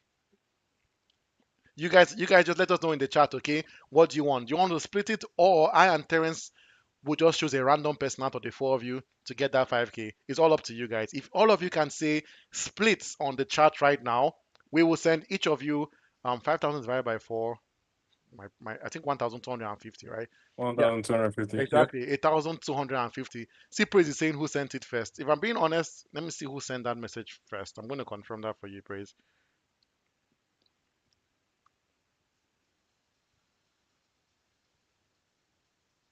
Hmm. I'm looking at the time because multiple messages came in more, so I don't know who really sent it first. But it's from what let me look at the timeline. Okay, so Praise sent it at 3:09. Let me go check out Jones. Jones sent it at 3:09. Then we can check out Samuel. Samuel sent at 3:09. Let me check out Tega. I'm telling you, you all sent it at 3:09. It's not even a joke. You know what? Like, Them are fast. I yeah, respect it. fast. Okay, not 3:09. That is 8:09. I'm telling you, Praise. I'm not trying to cheat you. I wish I could send you guys a screenshot of the time everybody sent it. You all sent it at exactly 3:09. The notifications kept on coming in, and so I don't really know which one came in first. But for what I'm looking at the timestamps right now. Every single person sent it at 3:09. I'm sorry, Praise. I know it seems unfair, but the truth is, it all came in at the same time, and I would feel bad if I chose someone else over the over as the person that sent it first. Because from Instagram, I see 3:09. And wait, let me make sure. Are you all following us? Is Jones following the Iron League? Let me see. Let me see. Is Jones following the Iron League? Oh yes, Jones is following the Iron League. That's good. I'm going to check if Samuel is following the Iron League. Yes, Samuel is checking following the Iron League. I know Tega and Praise are both following the Iron League. So yeah, it's what I'm sorry guys. I know 5K is 1,250 is not what you were promised, but the 4 of you came in at the exact same time. What can we do? What can we really do? It's you guys are insane. I have to say you guys are there hasn't been since the tournament started, apart from the first 2 secret word giveaways, we haven't gotten one single person to win the secret word giveaway. It's been at least 3 people, 4 people, 5 people. What? I don't even know that there are this much people watching the stream. That's how shocked I am. Sometimes because the chat, no, I'm not really hearing anything in the chat, right? So I'm thinking, okay, maybe I'm just talking to myself. Until we say Siki War giveaway, zoom, zoom, zoom, zoom. That's just to tell you. That's just to tell you. The Iron Leaguers, you know what? They're in here. They're always ready. They're fast. Yeah, always ready. I love it for this. I really, really love it for these guys. Thank you, guys. You all will get your 1,250s after this stream is done. So maybe in an hour you all get your money. So don't worry about it. Okay, we've always been giving you guys your money, so it's not something that we've ever defaulted in doing. You will all get your money. So yeah, congratulations to Jones, congratulations to Samuel, congratulations to Tega, and congratulations to Praise. You all, at least you left this stream with something. I know it's not a lot of money, but this is it's something, right? It's 1,250 naira. So take it. Tomorrow we're gonna have another secret word giveaway. So never know. Hopefully Tega doesn't show up, or maybe Praise doesn't show up, and maybe Samuel can get it tomorrow. Or who knows? Maybe we have like 10 people send it out tomorrow, and then that becomes a big problem. Hopefully that doesn't happen, because what if you have to give out I 500 mean, if naira? it's 10 people, all of you take your 500s. Hey, I'm telling you, you take it. Sorry, before I keep on talking and yapping, we have our next match beginning in 1 minute. It is the Corrector versus Malik Tigeria.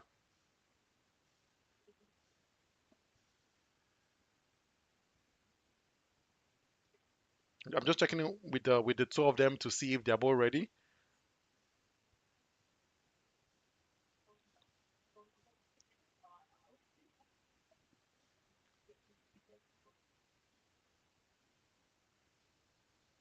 you know what? The corrector, that's been another amazing player. I remember his match with the collector. Beautiful. Hopefully, these two can give us something amazing right now to call it a night. Mm-hmm. Yeah, oh, I see Malik is here too as well. Um, And I can see the corrector is online right now. I just wanted to Good, instruct good, good, good, So yeah, good. so now we're gonna tell Malik to please share his match.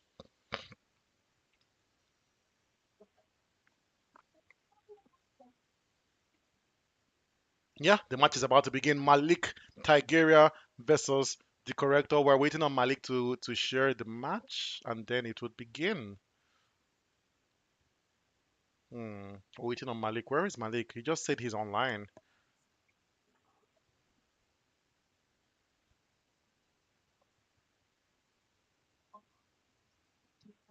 Hmm. Where are you, Malik? Where are you? Okay, Corrector. Where is correct? Oh, Corrector too as well. This is our final match of today, guys, and then we're back again tomorrow for some Iron Clash gameplay. The group stages are already shaping up. I want to see. I want to see when our website gets updated who is now on top. So yeah, you guys, and the match has begun. Malik Tigeria versus the Corrector. Final match of the day. Who are we looking Yes. at winning? I'm going to put my money on the Corrector. He's been playing so well. I know your money's on Corrector too. I know your money's on Hey, Corrector too. man. We all love a good underdog story, but you know what? Sometimes you just have to let sleeping dogs lie. True, true. Welcome everyone to the And final match of today. We have the Corrector versus Malik Tigeria. This is very interesting. Like, look, what is going on? What is going on here? The Malik capitalizing on the Corrector because he knew the Corrector was out of elixir. Look at that lumberjack. Look at the damage that lumberjack was able to do against that tower. And now the Corrector down to 753. Malik still standing strong. Terrence, we might be wrong, oh, because are you seeing this? Are you seeing this? it's crazy. It's Malik is crazy. shining. But look at that Spirit Empress. Look at the amount of damage that lady does. Almost 300 per hit. Taking that tower down. What? What? Exactly. Wow. Even Malik is shocked, right? I didn't expect. That is a lot of damage. Yes. Hmm. I and Malik are shocked. That was shocking. So much damage. But look at this push by Malik, right? Look at the Prince and the Valkyrie. Very interesting, but very effective combination. The corridor has to stop this. The, what? That's a wrap for that tower. That That tower is gone. that tower is gone. That tower is gone. The prince is such a damage dealer, and then the lumberjack behind to do some Oh extra my damage. god. The prince did like 400 and what?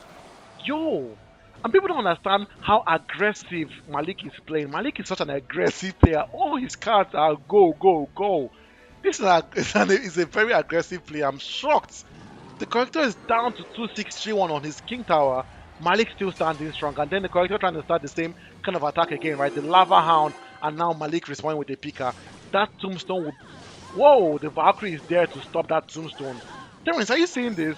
Valkyrie against Valkyrie match, but look at that picker being able to take that Valkyrie down.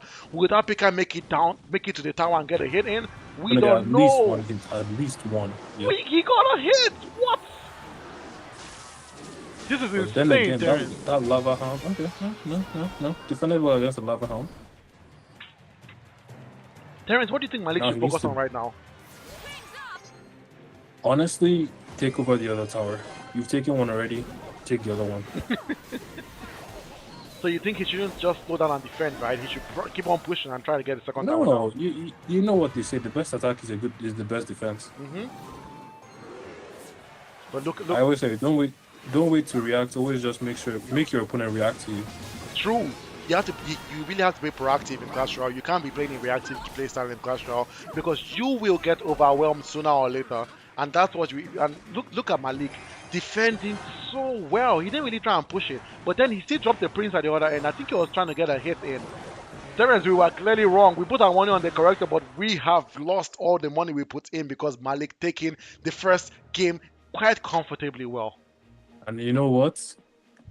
That's beautiful. We're not the only ones who are gonna lose money soon because you know why? The Iron League is gonna start. You know what? I'm gonna leave that for Dennis later. I'm not gonna spoil the surprise. Maybe after this match, we'll talk about it a bit. This is a good match here. Both players staring themselves down. Both players like a Texas showdown, just watching. But then look at this push by Malik, the Dark Prince and the Witch. Malik is such an aggressive player, Terrence. Having the Prince in the first match, now having the Dark Prince in the second match, just aggression over aggression. I think that's what is affecting the corrector. The corrector not being able to react to this. It's so stressful for him to react to this push. It's very difficult. But yeah, Terrence, what do you see so far? It's looking difficult, right? For the Definitely. corrector to deal with this the aggression. Malik of Malik. Tigera is not letting up at all. No elixir wasted whatsoever. It's true. Every single move calculated. Yeah, I think he was out of it. Oh, and the golem in your pocket. Mickey Now, Golem? Golem in the pocket? This early? I know this early. I'm surprised he bring the golem out this early. Malik has to deal with that. That's why the pickers He are. needs That's to, why he the needs Dark to deal Prince with this fast. He needs to deal with this. What? Look at this push. You see, this is something we've never seen before. The golem, no, not being. That tower is gone. that tower Corrector, is gone. yes. Corrector, very good.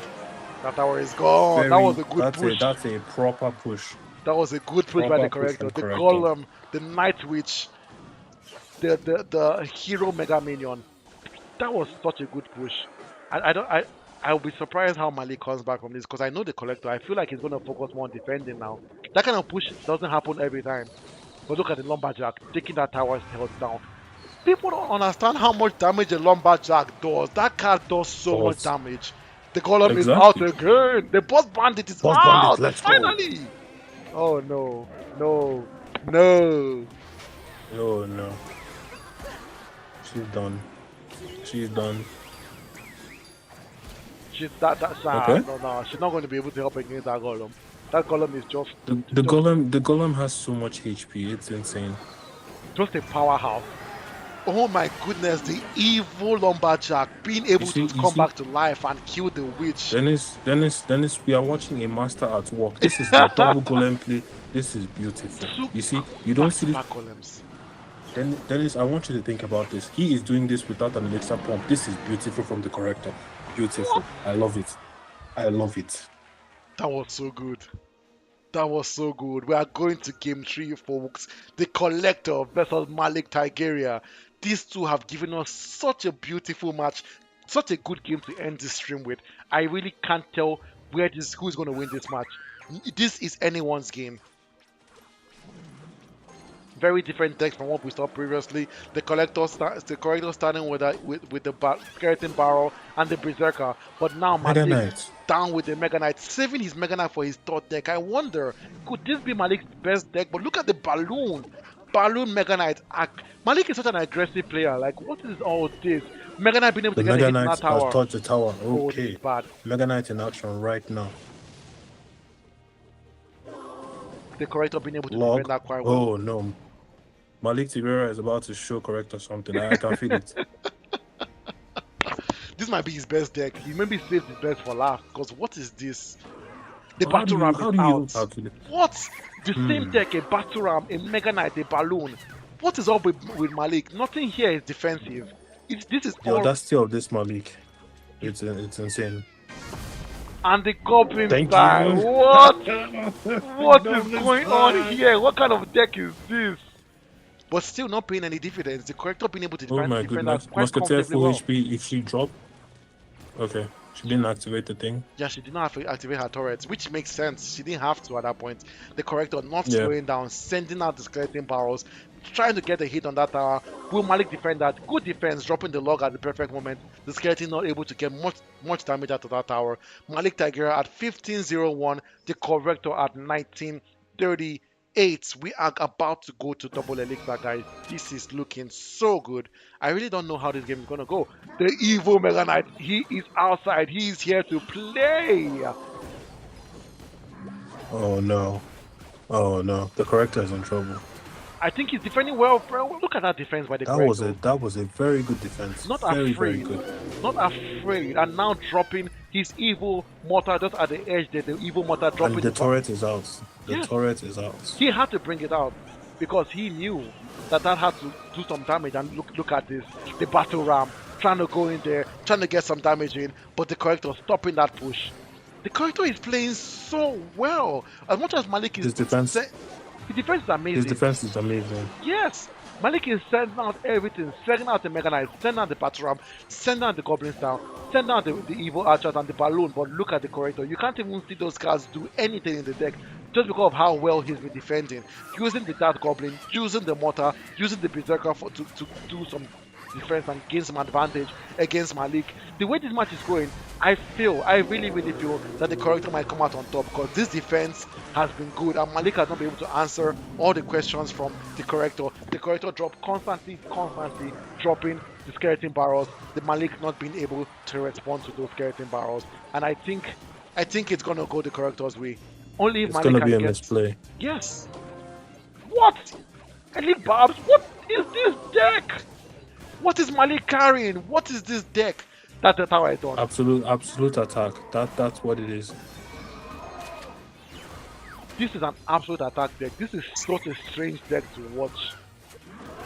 Battle Ram now out. The perfect timing of that fireball. Good Doing defense. damage Bring to out that the Battle turret. Ram. I don't even think No she even turret. needs to bring it out. Okay. It's over. That's a good push. It's over. That's a good push. It's over. It's over. Malik That's was wraps. too That's slow. wraps. That's wraps, everyone. What? Beautiful. No, that was such The a good corrector, game. the corrector has corrected Malik. That's to show. You know what? 14,000 trophies. I said it before. I was scared a little bit, but you know what? 14,000 trophies. Come on. True.